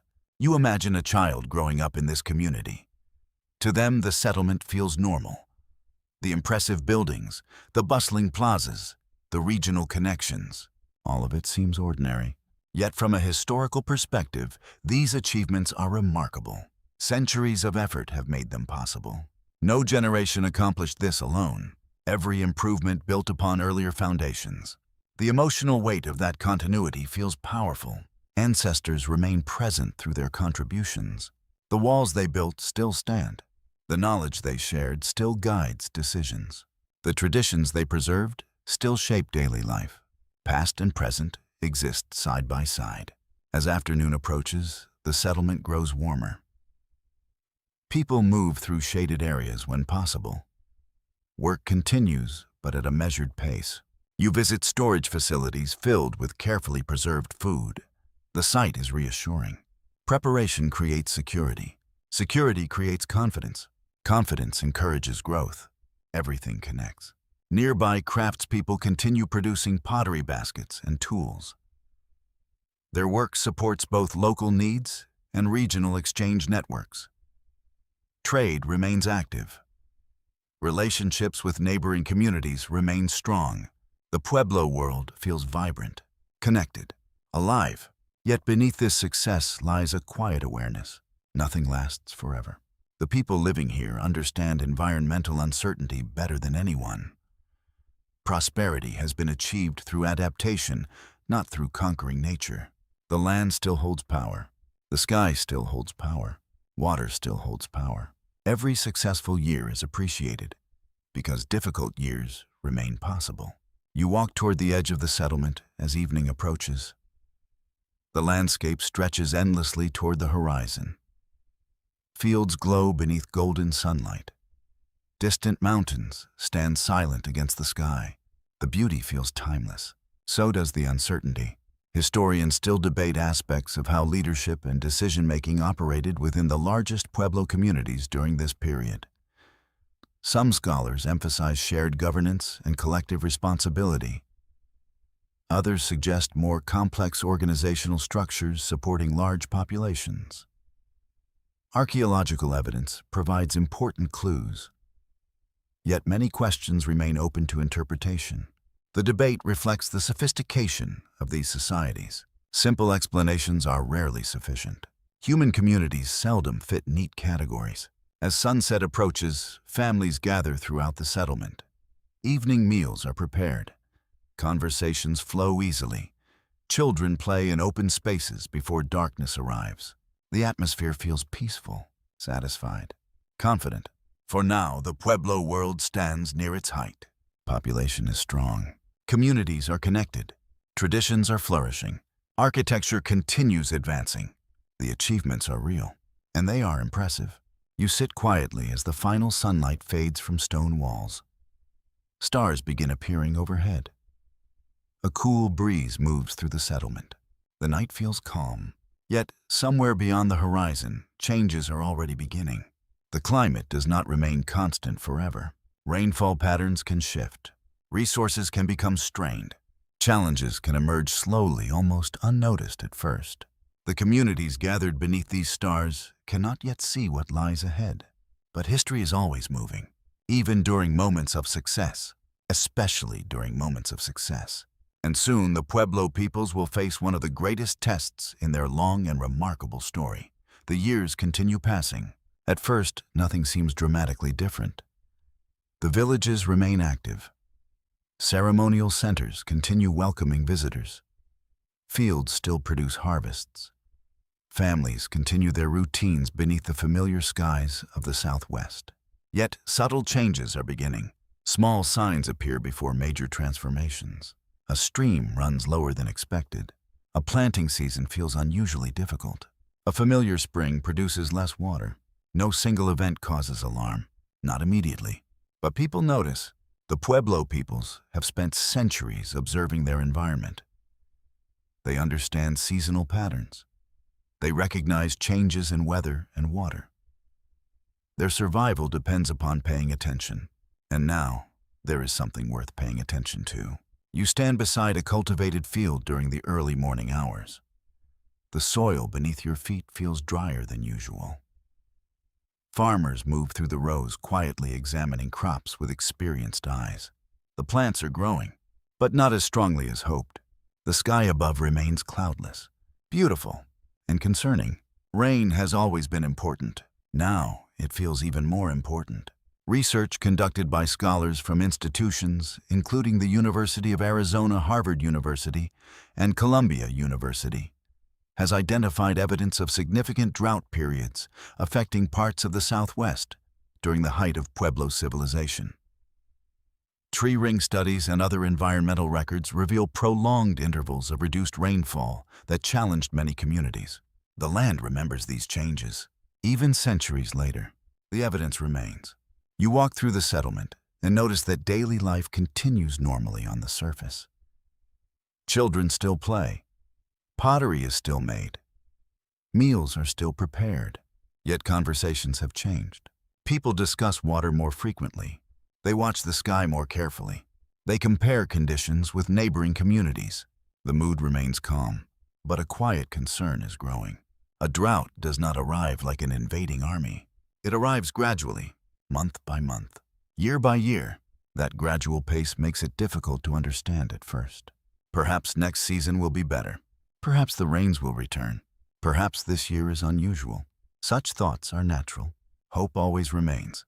You accompany a group of farmers walking toward distant fields. The morning sun rises higher. The heat begins building early. Dust lifts from the ground with each step. The landscape still possesses beauty. The mesas remain magnificent. The canyons remain impressive. Yet beauty alone cannot fill storage rooms. The crops need water. As the day progresses, you notice how carefully resources are being managed. Communities that once enjoyed relative abundance become increasingly cautious. Food storage grows more important. Planning grows more important. Cooperation grows more important. The challenges encourage discipline. Fortunately, Pueblo communities possess centuries of experience adapting to environmental uncertainty. They do not panic. They respond. That response becomes one of the most impressive aspects of their history. You watch as families adjust planting strategies. Water sources are monitored closely. Information continues moving along trade routes connecting settlements. Knowledge becomes as valuable as food. A report from another village matters. News about rainfall matters. Observations from experienced elders matter. Every piece of information helps. The emotional atmosphere shifts gradually, not toward despair, toward determination. People understand difficulty. Their ancestors survived challenges before. The community believes it can adapt again. That belief provides strength. You sit beside a storage area during the afternoon heat.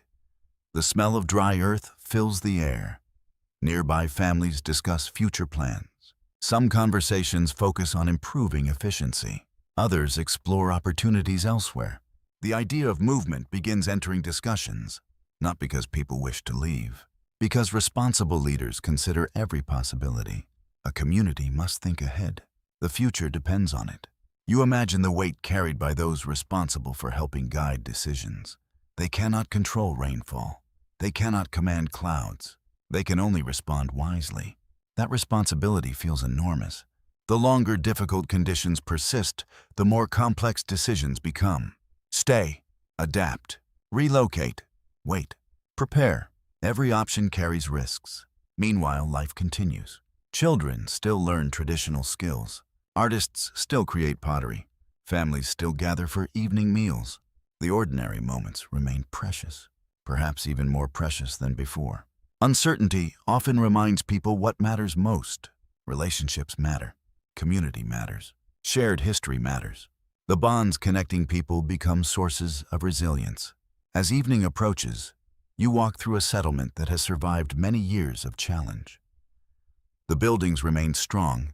The people remain resourceful. Yet signs of strain are visible. Storage supplies require careful management. Water collection requires greater effort. Agricultural success feels less predictable. The community adapts continuously. Historians still debate exactly how different Pueblo regions experienced and responded to prolonged drought conditions. Some evidence suggests environmental pressures varied considerably from one area to another. Researchers also continue discussing the relative importance of climate, population growth, resource management, and social factors in shaping subsequent developments. The answers are complex. Human history rarely offers simple explanations. What seems certain is that environmental challenges placed significant pressure on many communities, and those communities responded in diverse ways. Some adapted successfully for long periods. Others faced increasingly difficult circumstances. You sit beside a fire as darkness settles over the settlement. The night air feels cooler now. Above, countless stars shine across the southwestern sky. The same stars watched earlier generations build villages. The same stars watch ceremonial centers flourish. The same stars now witness uncertainty. A child asks a question about the future. An elder answers gently. No one truly knows what lies ahead. That uncertainty belongs to every generation. Yet there is comfort in companionship. People face challenges together. That matters. The fire crackles softly. The smell of wood smoke drifts upward. Conversations fade into thoughtful silence. Across the Southwest, many communities are experiencing similar concerns. Some settlements remain strong. Others face growing difficulties. Everywhere, people are evaluating options. The decisions made during these years will shape the future of Pueblo civilization. Some of the greatest communities ever built in the Southwest stand before difficult choices. Choices involving identity. Choices involving memory. Choices involving home. Soon, many people will begin journeys their ancestors never expected to make. Not journeys of exploration. Not journeys of trade. Journeys of departure. And some of the most famous settlements in North American history will slowly begin to empty. The difficult years continue. Rain still falls from time to time. Harvests still occur. Daily life does not suddenly collapse. Yet the pressures that have been building across parts of the Southwest refuse to disappear. Communities adapt, then adapt again, then adapt once more. Eventually, some begin asking a question that once seemed unthinkable. What if home must change? You stand at dawn overlooking a settlement that has endured for generations. The buildings remain impressive. Stone walls catch the first light of morning. Paths still connect homes, storage areas, and gathering spaces. At a glance, everything appears familiar. But beneath the surface, important decisions are being made. Families are evaluating their future. Leaders are weighing possibilities. The landscape itself seems to be asking difficult questions. You walk through the settlement as people begin their day. The smell of cooking fires drifts through the cool air. Children carry water. Farmers prepare for work. Life continues. Yet conversations increasingly focus on conditions elsewhere. Reports arrive from neighboring communities. Some valleys appear more favorable. Certain water sources remain reliable. Other regions offer opportunities. Movement once uncommon for established settlements becomes part of serious discussion. The idea is emotionally complicated. Leaving is never easy. Not when generations have lived here. Not when ancestors built these walls. Not when memories exist in every corner of the village. Home is more than geography. Home is identity. You pause beside an elder sitting near a doorway. The person watches the settlement quietly. Perhaps memories stretch back decades. Perhaps stories from grandparents reach even further into the past. Every building carries meaning. Every pathway carries memory. The possibility of departure feels heavy. Research conducted by scholars from institutions including Harvard University, the University of Arizona, and the University of New Mexico indicates that many major Pueblo settlements experienced significant population changes during periods of environmental stress. Archaeological evidence suggests that communities gradually relocated rather than disappearing entirely. That distinction matters. The people do not vanish. They move. Their traditions continue. Their culture survives. The story is not one of extinction. It is a story of adaptation. You walk toward the edge of the settlement, where a small group is preparing for a journey. Supplies are organized carefully. Water containers are inspected. Conversations remain quiet. No dramatic farewell occurs. The process unfolds gradually. Some families leave first. Others remain longer. Migration happens over years rather than days. The transformation is slow, yet its consequences are enormous. The great settlements that once represented the height of Pueblo civilization begin changing. Population decreases. Certain buildings are used less frequently. Activity becomes concentrated in specific areas. The rhythm of community life shifts. You feel the emotional complexity of the moment. There is sadness, certainly, but there is also practicality. People understand that survival sometimes requires movement. Their ancestors moved. Future generations may move again.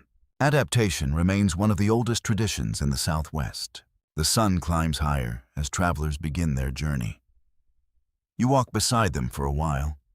Sand crunches beneath their feet. The landscape stretches endlessly ahead. No one knows exactly what the future will bring. Yet there is determination in their steps. Hope travels with them. So does memory. The people leaving carry far more than possessions. They carry stories, skills, ceremonies, knowledge, identity. Everything truly important remains with the community. Buildings can be left behind. Culture cannot. As afternoon arrives, you return to the settlement. The village still functions. Children still play. Meals are still prepared. Life remains present. Yet, signs of change are increasingly visible. Certain homes stand empty. Some work areas are quieter than before. The settlement feels different, not abandoned, transitioning. The distinction is important. Historians often describe these developments through archaeological evidence. Population shifts, settlement patterns, environmental records. Those details matter. But behind every statistic stands a human experience. A family deciding whether to stay, a child saying goodbye to familiar places, an elder remembering earlier decades. The emotional reality deserves attention. You sit beside a wall built generations earlier. The stone feels warm beneath the afternoon sun.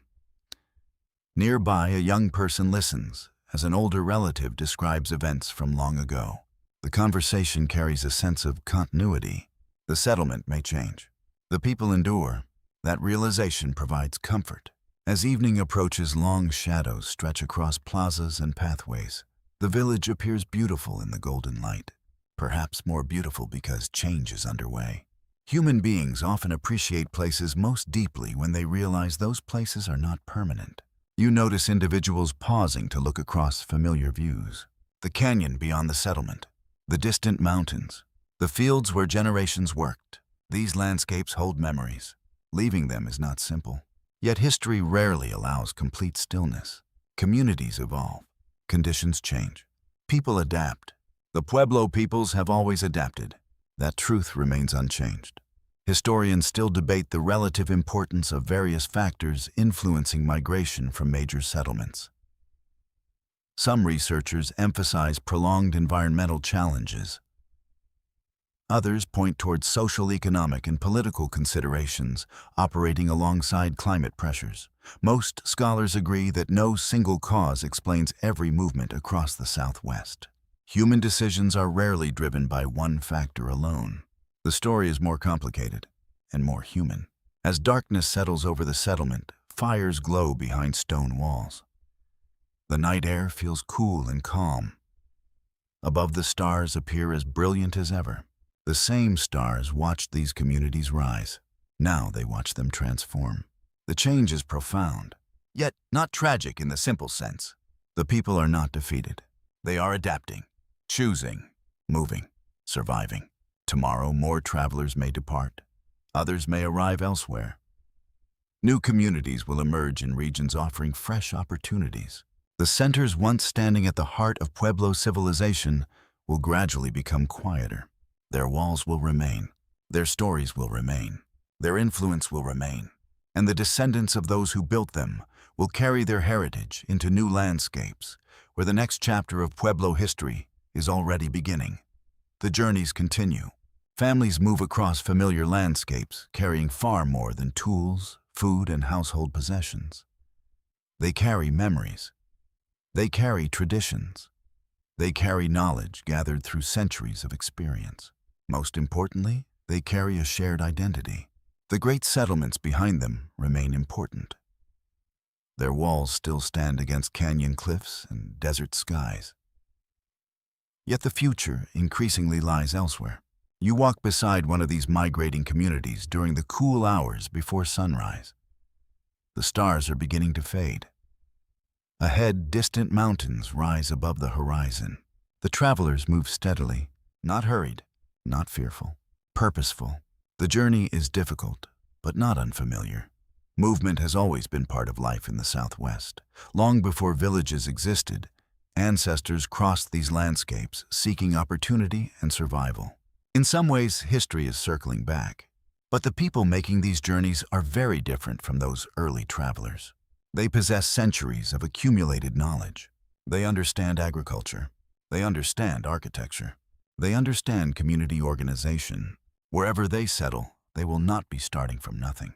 They will be bringing a civilization with them. As dawn arrives, sunlight spreads across the land. The travelers pause near a water source.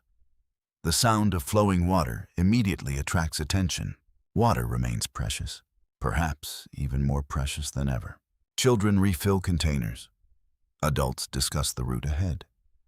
The atmosphere feels calm. There is uncertainty, certainly, but there is also confidence. These communities have survived challenges before. They can survive again. Research conducted by scholars at institutions, including the University of Arizona, Stanford University, and Harvard University, suggests that many Pueblo populations gradually established new settlements along river valleys and other favorable locations after leaving earlier population centers. Archaeological evidence reveals continuity in cultural traditions despite geographic movement. The people move. The culture endures. That distinction defines this chapter of the story. You continue traveling through landscapes shaped by both beauty and hardship. The air smells clean after a recent rainfall. Cottonwood trees mark the presence of water. Birds move through the morning sky. The Southwest remains demanding, yet it also offers opportunities. Communities are learning where those opportunities exist. As the day progresses, you arrive at a newly established settlement. Construction is already underway. Families work together, preparing homes, storage areas, and communal spaces. The scene feels familiar, because it is. The skills developed over centuries remain valuable. Builders understand stone. Farmers understand crops. Leaders understand cooperation. The knowledge survives the journey. You watch a group of workers raising walls beneath the warm afternoon sun. Their movements reveal experience. Every task reflects lessons learned from earlier generations. Nothing has been forgotten. The old communities remain present through memory and practice. A builder teaching an apprentice shares techniques inherited from ancestors. A farmer planting crops applies knowledge refined across centuries. A storyteller passing traditions to children preserves connections stretching deep into the past. The continuity feels remarkable. History is not being abandoned. History is being carried forward. The emotional significance of that continuity becomes clear as you walk through the growing settlement. Families speak about places they once lived. Elders describe famous communities where previous generations spent their lives. The stories matter. They create bridges between old homes and new ones. Children born here may never see certain ancestral settlements, yet they will know about them. Memory keeps those places alive. The smell of fresh earth fills the air as construction continues. Nearby, someone prepares food. Children help carry supplies between work areas. The atmosphere feels hopeful, not because challenges have disappeared, because people are adapting successfully. Adaptation often receives less attention than dramatic events, yet it may be the most important skill any society can possess. The Pueblo peoples demonstrate that skill repeatedly. You sit beside a river during the late afternoon. Water moves steadily past rocks and vegetation. The sound feels soothing. Reliable water sources encourage confidence. Fields can be planted. Communities can grow.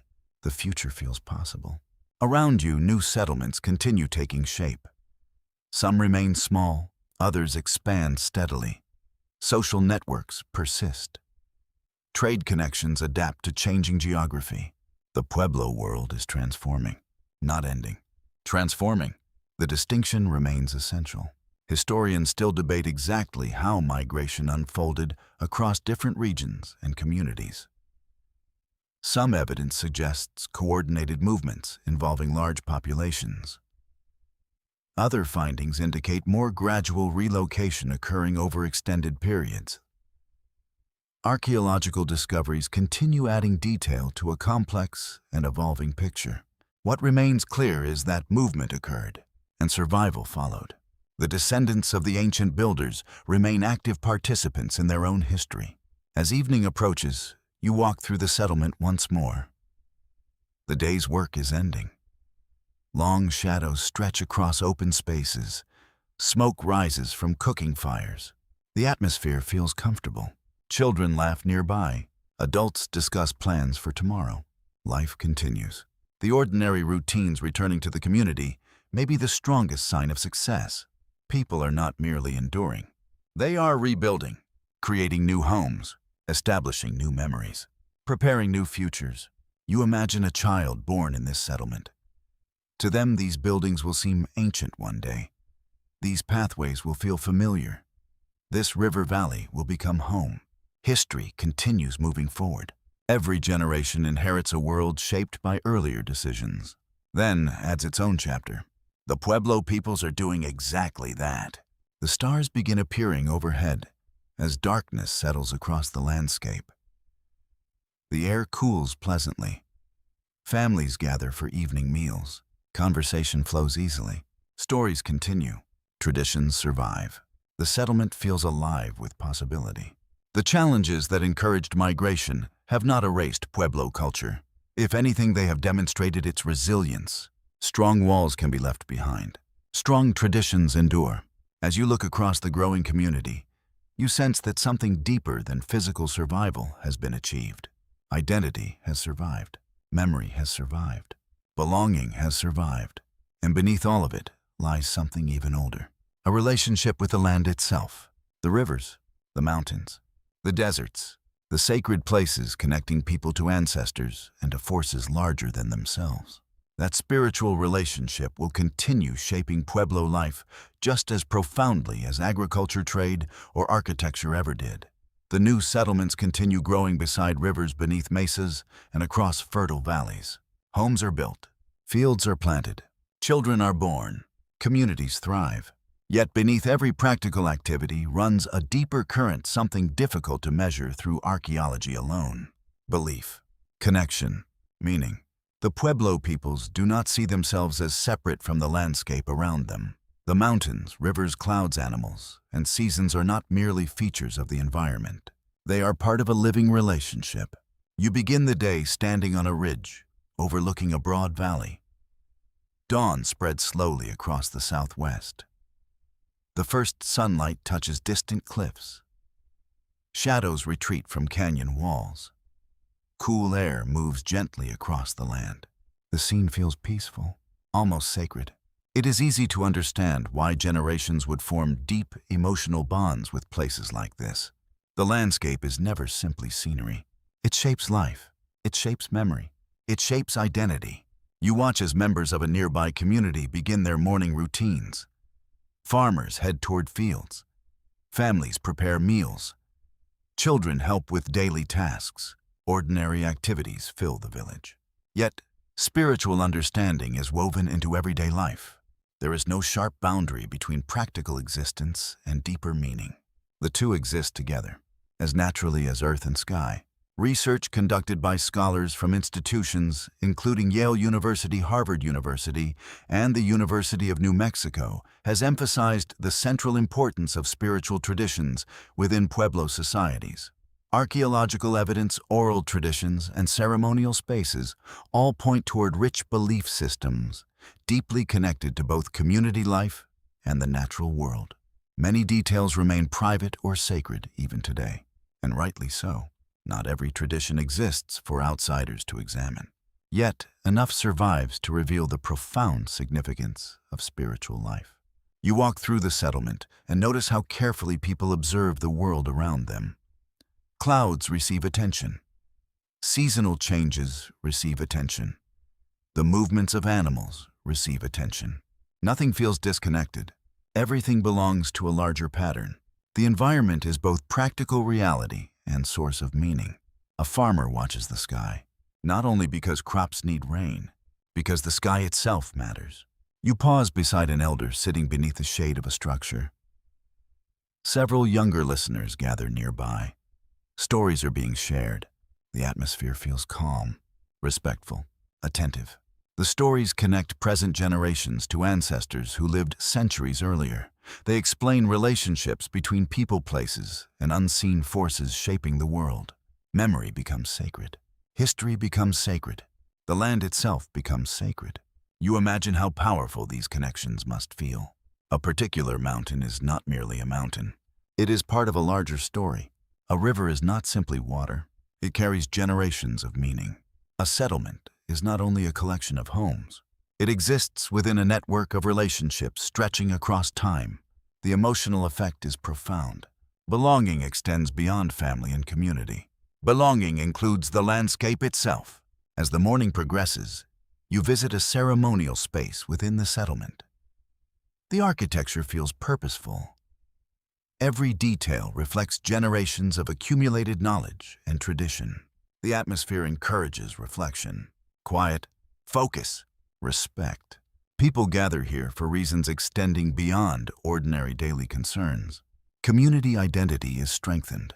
Shared values are reinforced. Connections to ancestors are honored. The physical space supports emotional and spiritual continuity. You sit quietly and listen to the wind moving across nearby structures. The sound feels gentle. Somewhere in the distance, a bird calls. The environment itself seems to participate, not actively, not dramatically, simply through presence. The Southwest has always shaped Pueblo life. Now you understand that it also shapes Pueblo belief. The relationship cannot be separated. As afternoon sunlight brightens the valley, daily work continues throughout the settlement. Fields still require attention. Meals still require preparation. Construction projects still demand labor. Spiritual traditions do not replace practical responsibilities. They help give those responsibilities meaning. A person working in a field participates in something larger than food production. A builder contributes to something larger than construction. Every action exists within a broader understanding of community and place. That perspective creates resilience. People facing challenges often endure hardship more effectively when their lives possess meaning. The Pueblo peoples have faced many challenges. Their spiritual traditions help sustain them. You walk beside a river where sunlight reflects from moving water. The sound is soothing. Children play nearby while adults work along the riverbank. The scene feels timeless. Generations have stood here before. Future generations will stand here again. The continuity creates comfort. Historians still debate aspects of how particular ceremonial practices evolved across different Pueblo regions. Archaeological evidence provides valuable clues. Yet many traditions were preserved through oral transmission rather than written records. Scholars continue learning from both material evidence and the perspectives of Pueblo communities themselves. The discussions remain ongoing and appropriately careful. Some knowledge belongs to history. Some belongs to living communities. The distinction deserves respect. As evening approaches, the settlement becomes quieter. The heat of the day begins fading. Long shadows stretch across fields and pathways. Families gather together. Meals are shared. Stories return. The stars gradually emerge overhead. You sit beside a fire, listening to conversations drift through the cool night air. The smell of wood smoke mixes with the scent of earth and distant vegetation. The atmosphere feels comforting, grounded, connected. Someone speaks about ancestors. Someone remembers an earlier settlement. Someone reflects upon the future. The generations seem close together tonight. Past, present, future. all connected by memory and tradition. The Pueblo peoples have survived environmental challenges, migration, and change because they possess more than practical skills. They possess identity. They possess purpose. They possess a deep understanding of belonging. That understanding extends across centuries. It extends across landscapes. It extends beyond any single settlement. As darkness deepens, you look toward the horizon. The mountains stand silent beneath starlight. Rivers continue flowing through valleys. The land remains as powerful as ever. Yet, change is approaching once again. Not environmental change this time. Human change. Strangers from distant lands will eventually arrive in the Southwest, carrying unfamiliar languages, beliefs, animals, and ambitions. The first encounters will bring curiosity, confusion, opportunity, and profound consequences. The Pueblo world that has developed across countless generations is about to meet people from a very different world. The mountains remain where they have always been. The rivers continue flowing through valleys. The villages stand beneath the same sky that watched generations of Pueblo peoples build communities across the Southwest. For a moment, it seems as though the world will continue unchanged. But history rarely stands still. Far beyond the horizon, events are unfolding that will eventually reach the Pueblo world. Entirely different societies are expanding across distant continents and oceans. New technologies, new ambitions, and new beliefs are moving toward lands they have never seen. The people of the Southwest do not know this yet. They continue their daily lives. Fields are planted, children grow older, stories are shared beside evening fires. Life feels familiar, yet the future is already approaching. You stand on a high mesa during the early morning hours. Cool air sweeps across the landscape. The view stretches for miles in every direction. The Southwest feels immense, almost endless. And for generations, it has largely belonged to the people who know it best. The Pueblo communities understand the rhythms of this environment. They understand where water can be found, when crops should be planted, and how settlements can flourish in difficult conditions. This knowledge has been earned through centuries of experience. No outsider possesses it, not yet. Research conducted by scholars from institutions including Harvard University, Yale University, and the University of New Mexico has shown that Pueblo societies were thriving in many regions of the Southwest before sustained contact with Europeans. These communities maintained agricultural systems, trade networks, and cultural traditions that had developed over many generations. The world they built is substantial, established, confident. Then the first rumors begin. At first, information arrives indirectly. News travels through networks of communication connecting communities across large distances. Travelers report unusual sightings. Stories circulate about unfamiliar people moving through distant regions. No one knows exactly what to believe. Accounts differ. Details remain unclear. The reports sound strange, yet curiosity grows. You sit beside a gathering where people discuss these stories. The atmosphere feels cautious but interested. Human beings have always been curious about what lies beyond familiar horizons. The Pueblo peoples are no exception. What kind of people are approaching? Why have they come? What do they want? No clear answers exist, only questions. The uncertainty feels unsettling. As years pass, the unfamiliar visitors gradually become more than rumors.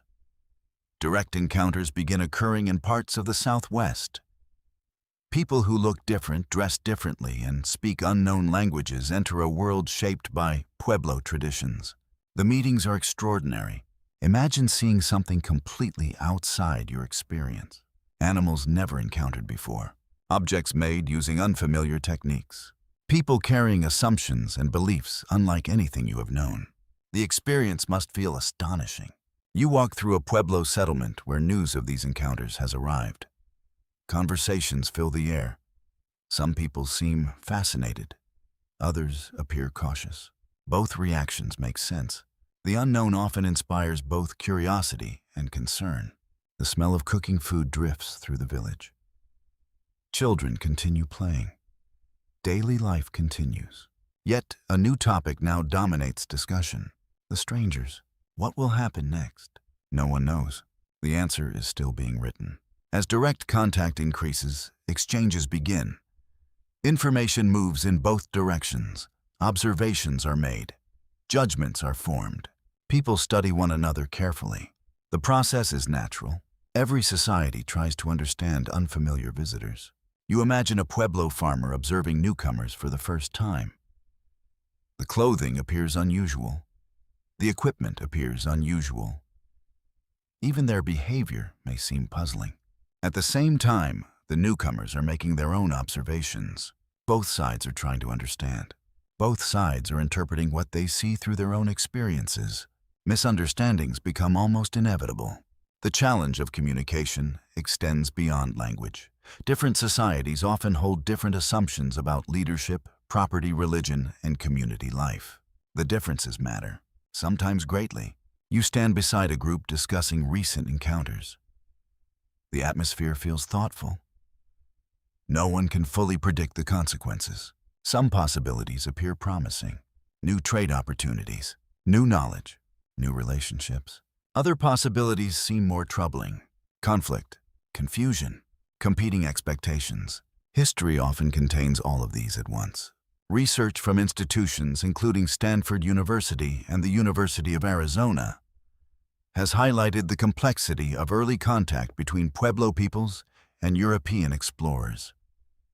Historical records reveal a mixture of curiosity, negotiation, misunderstanding, and adaptation as different cultures encountered one another. Simple explanations rarely capture the reality. Human interactions are more complicated and more interesting. As afternoon sunlight warms the settlement, you notice how ordinary life persists despite uncertainty. Fields still require attention. Homes still require maintenance. Children still learn traditional skills. The community remains grounded. That stability provides strength. Change may be arriving. Identity remains intact. The Pueblo peoples are not passive observers of history. They are active participants. They evaluate new situations. They make decisions. They adapt when necessary. Their long experience surviving in the Southwest has prepared them for challenges, though perhaps not for challenges of this particular kind. As evening approaches, the village settles into familiar rhythms. Smoke rises from cooking fires. Families gather together. The smell of wood smoke drifts through the cooling air. The scene feels peaceful, yet beneath that peace lies uncertainty. The future seems less predictable than before. For generations, environmental conditions represented the primary source of uncertainty. Rainfall, drought, harvests. Now human factors are becoming equally important. The world is growing larger, more connected, more complicated. Historians still debate aspects of how different Pueblo communities perceived and responded to the earliest phases of European contact. Contemporary records remain incomplete, and experiences likely varied significantly from one region to another. What seems clear is that these encounters marked the beginning of profound transformations that would unfold over generations. The full consequences remain hidden beyond the horizon. For now, as darkness settles across the southwest, stars appear above the villages once more. The same stars watched ancient builders raise stone settlements. The same stars watched migrations reshape communities. Now they watch a new chapter begin. A chapter defined not by drought or movement, but by contact between worlds. The first meetings have occurred. The questions have begun, and soon those questions will become impossible to ignore. Because the newcomers are not merely passing through. They intend to stay. The newcomers stay. What begins as occasional contact gradually becomes a more permanent presence across parts of the Southwest. The change unfolds over years and decades, rather than days. Yet with each passing generation, the relationship between Pueblo communities and outside powers grows increasingly important. The world is changing again, and this time, the source of change comes from people rather than climate. You wake before sunrise, in a Pueblo settlement where daily life continues much as it always has. The air feels cool. Smoke rises from a few early cooking fires. The familiar sounds of the village slowly emerge from the darkness. At first glance, little appears different. Fields still stretch beyond the settlement. Families still gather water. Children still learn from parents and grandparents. The continuity is real.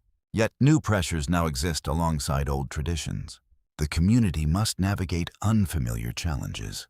You walk through the village as the first sunlight touches nearby cliffs. Conversations reveal growing concern about events beyond the settlement. New authorities are attempting to influence how communities live, worship, and organize themselves. The situation is complex. Some relationships remain peaceful. Others become strained. Expectations do not always match. Misunderstandings accumulate. Tensions slowly grow. The Pueblo peoples possess long traditions shaped by their own histories, beliefs, and social structures. Outside powers arrive carrying very different assumptions about religion leadership and the proper organization of society. Both sides believe their views make sense.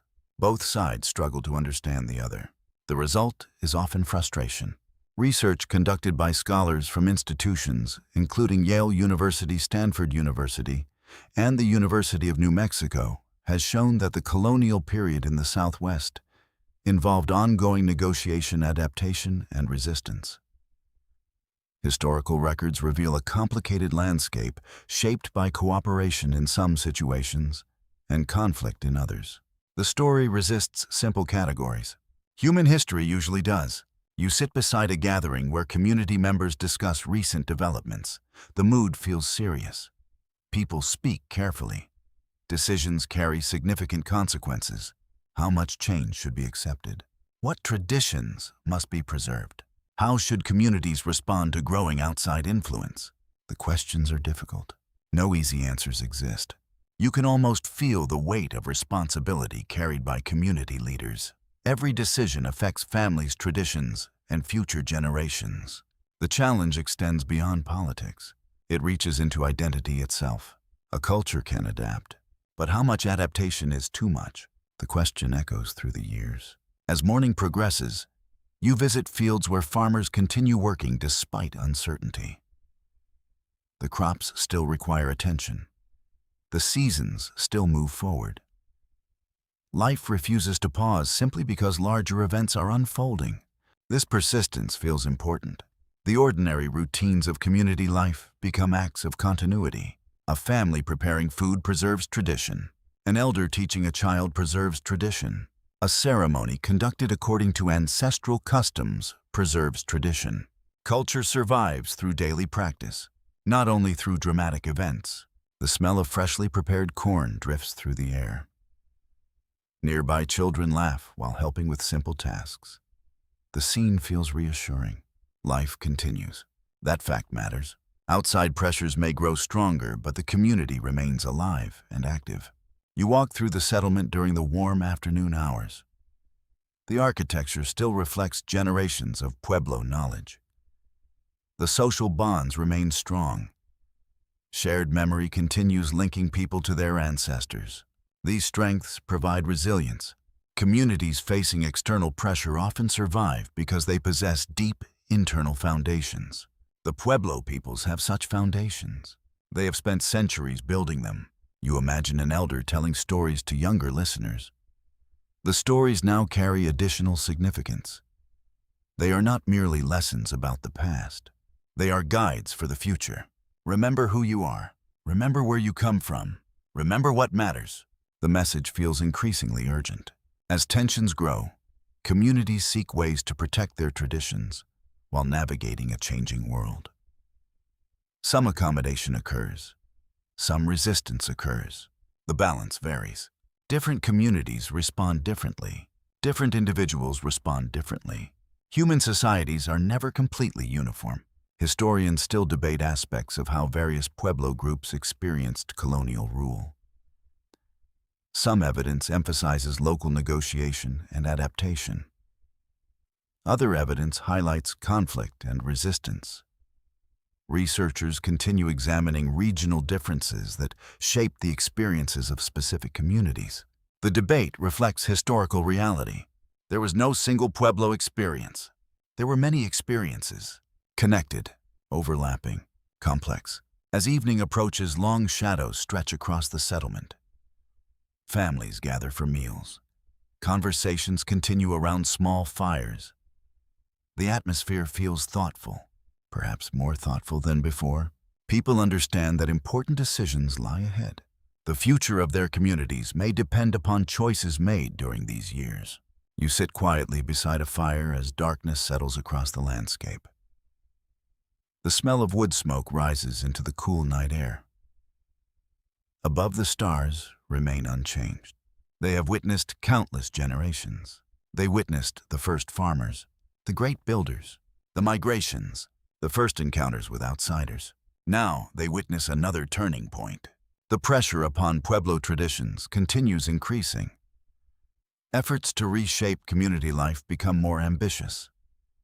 Resistance grows in response. The tension becomes increasingly difficult to ignore. Many people begin reaching the same conclusion: something must change. The question is no longer whether challenges exist. The question is how communities will respond.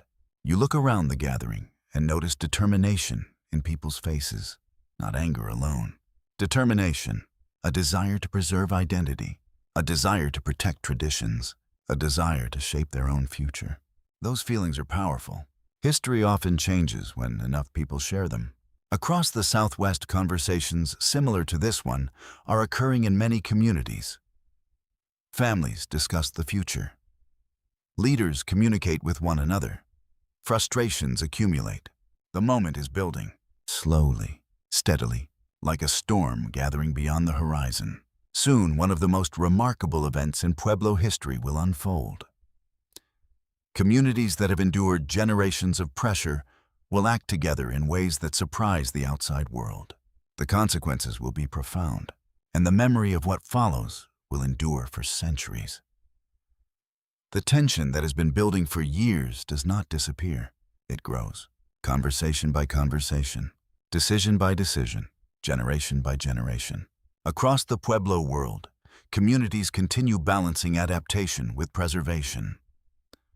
Outside pressures remain strong. Traditional ways of life remain deeply valued. The gap between those realities becomes increasingly difficult to bridge. Eventually, a turning point arrives. Not suddenly. Nothing in history is truly sudden. The roots of major events often stretch back many years. You stand before dawn in a Pueblo settlement where the atmosphere feels different from earlier times. The air is cool and still. The stars shine brightly overhead. Yet beneath the calm surface, something important is unfolding. Messages move between communities. Leaders meet. Plans are discussed. People who have spent years enduring frustration begin imagining a different future. The idea spreads carefully, quietly, purposefully. The Pueblo peoples have survived environmental hardship, migration, and cultural change. They possess long experience working together when circumstances demand cooperation. Now, cooperation takes on new significance. Research conducted by scholars from institutions including Harvard University, Yale University, and the University of New Mexico has highlighted the extraordinary nature of the Pueblo Revolt of 1681, of the most significant acts of indigenous resistance in North American history. Historical evidence indicates that multiple Pueblo communities coordinated efforts to challenge colonial control and restore greater autonomy. The achievement was remarkable, especially considering the distances involved, especially considering the risks. You walk through a village where anticipation hangs in the air. People continue ordinary activities. Meals are prepared. Fields receive attention. Children play. Life appears normal. Yet, beneath that appearance lies determination. The community understands the stakes. The future may depend upon what happens next. You imagine the emotions felt during these days. Hope, anxiety, resolve, uncertainty. No one can predict the outcome. Success is not guaranteed. Failure carries serious consequences. The decision to act requires courage. As the sun rises, golden light spreads across the settlement. The landscape appears as beautiful as ever. Mountains stand along the horizon. Rivers flow through valleys. The Southwest remains home. That connection to home matters deeply. People are not acting simply out of anger. They are acting out of attachment. Attachment to traditions, attachment to communities, attachment to identity. The emotional foundation is important. History is rarely driven by abstract ideas alone. It is driven by people protecting what they love. You sit beside a gathering where community members speak quietly. The atmosphere feels focused. Every word carries weight. The desire for self-determination grows stronger. The desire to preserve traditional ways grows stronger. The desire to shape the future grows stronger. Together, these forces become powerful. When action finally comes, it surprises many observers. Communities that outsiders may have viewed as separate demonstrate impressive coordination. Shared goals unite people across significant distances. The scale of cooperation reveals something important. The Pueblo world remains deeply connected. The networks built over centuries still matter. Relationships still matter.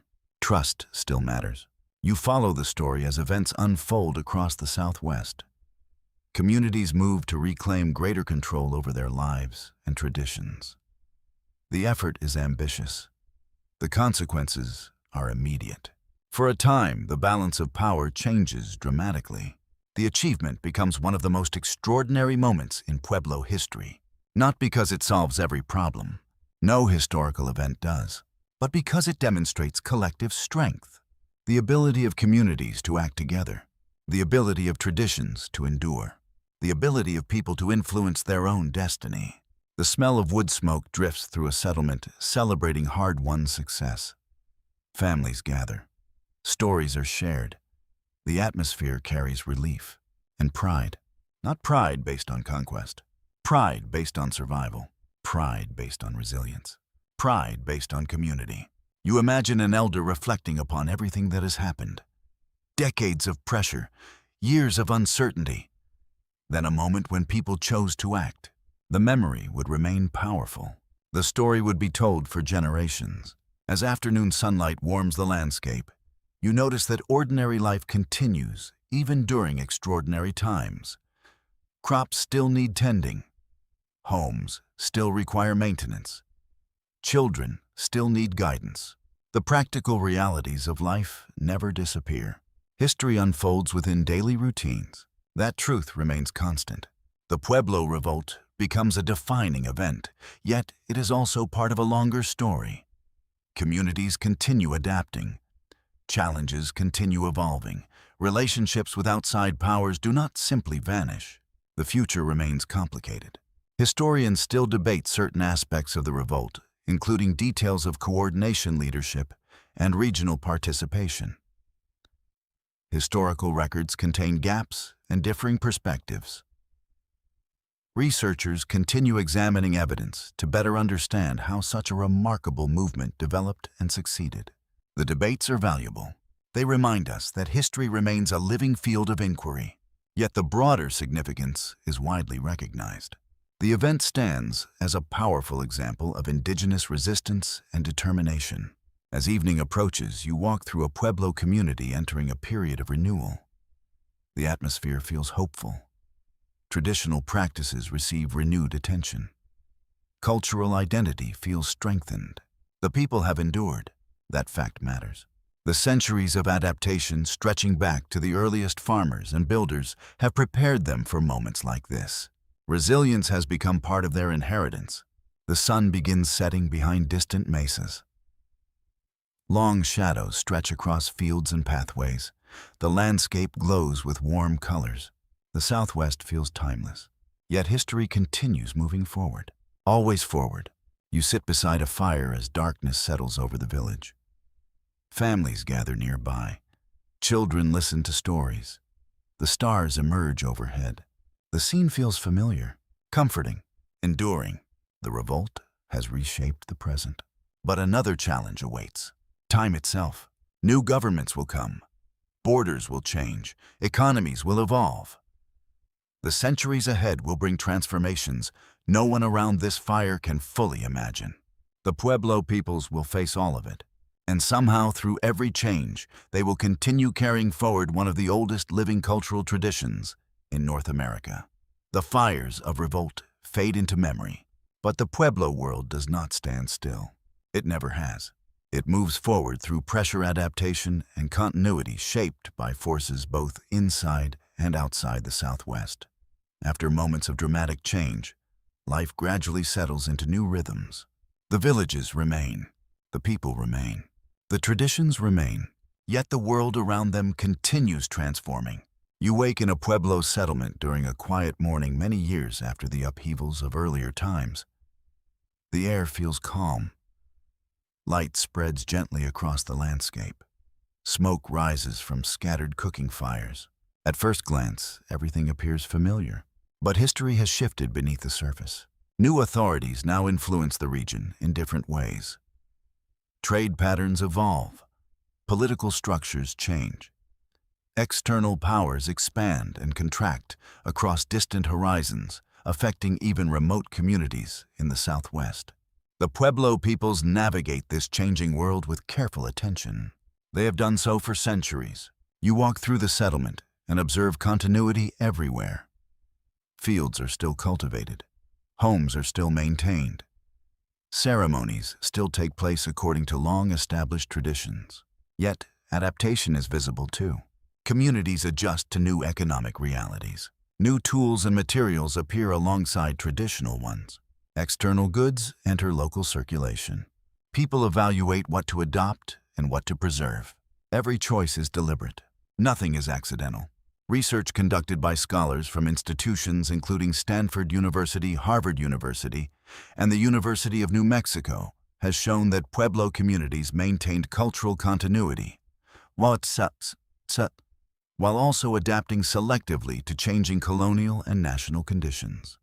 Archaeological and historical evidence reveals a complex pattern of resilience rather than simple disruption. The story is not one of disappearance. It is one of endurance. You sit beside a family preparing food in the early afternoon. The smell of cooking corn fills the air. Children play nearby. Elders observe quietly. The scene feels peaceful, but beneath that peace lies history.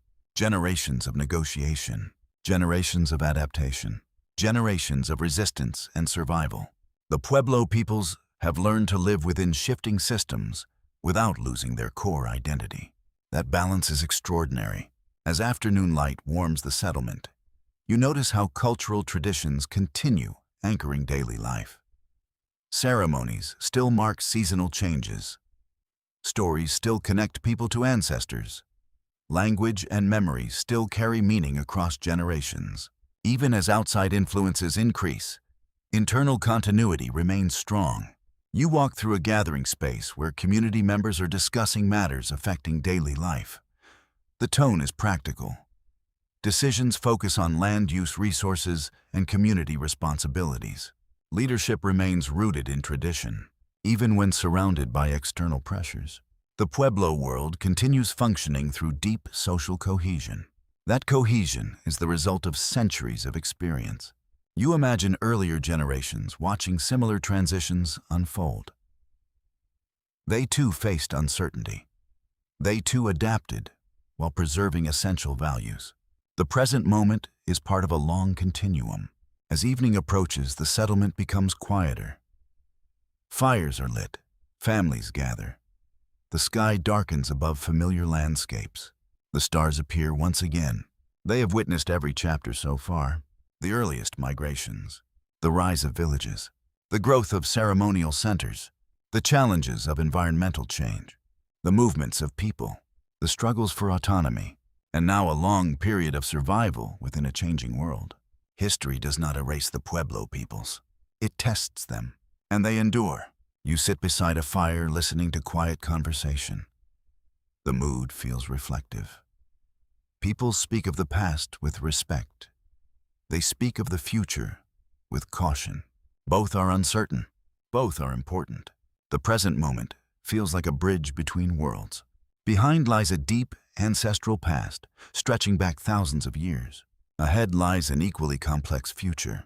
The Pueblo peoples stand at the center of that continuum. Historians still debate the details of many events during this long period. Records are incomplete. Perspectives vary. Archaeological evidence continues to provide new insights into how communities adapted to shifting political and economic realities. Yet one conclusion is widely shared. The Pueblo peoples endured, not unchanged, but unbroken. As darkness deepens across the southwest, you look across the settlement.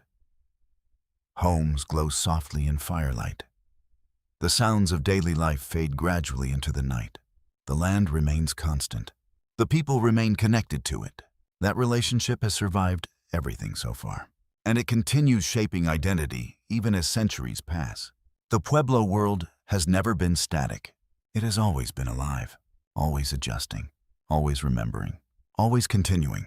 And in that continuity lies one of the most remarkable stories in the history of North America. The centuries stretch forward, and the Pueblo peoples continue with them, not as relics of the past, not as figures frozen in history books, but as living communities still present in the Southwest, still connected to the land, still carrying traditions that reach back across unimaginable spans of time. You stand in the modern era now, looking back across everything that has unfolded. The deserts are still here. The mesas still rise into the sky. The rivers still carve their paths through stone and soil.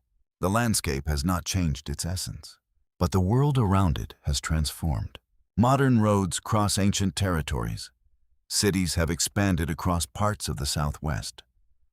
New economies, new technologies, and new political systems shape daily life in ways earlier generations could never have imagined. Yet within this changing world, Pueblo communities remain, continuing, adapting, enduring. You walk through a Pueblo community in the present day. The architecture reflects both continuity and change. Traditional forms still appear shaped by generations of knowledge. Modern materials and influences exist alongside them. The result is not replacement. It is coexistence, a layered history made visible in daily life. Children grow up learning both traditional teachings and modern education. Elders continue sharing stories that preserve identity across time.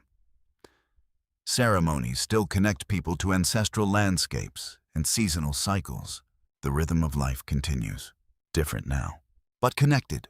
Research from institutions, including Harvard University, Stanford University, and the University of New Mexico, continues to emphasize the extraordinary cultural resilience of Pueblo peoples.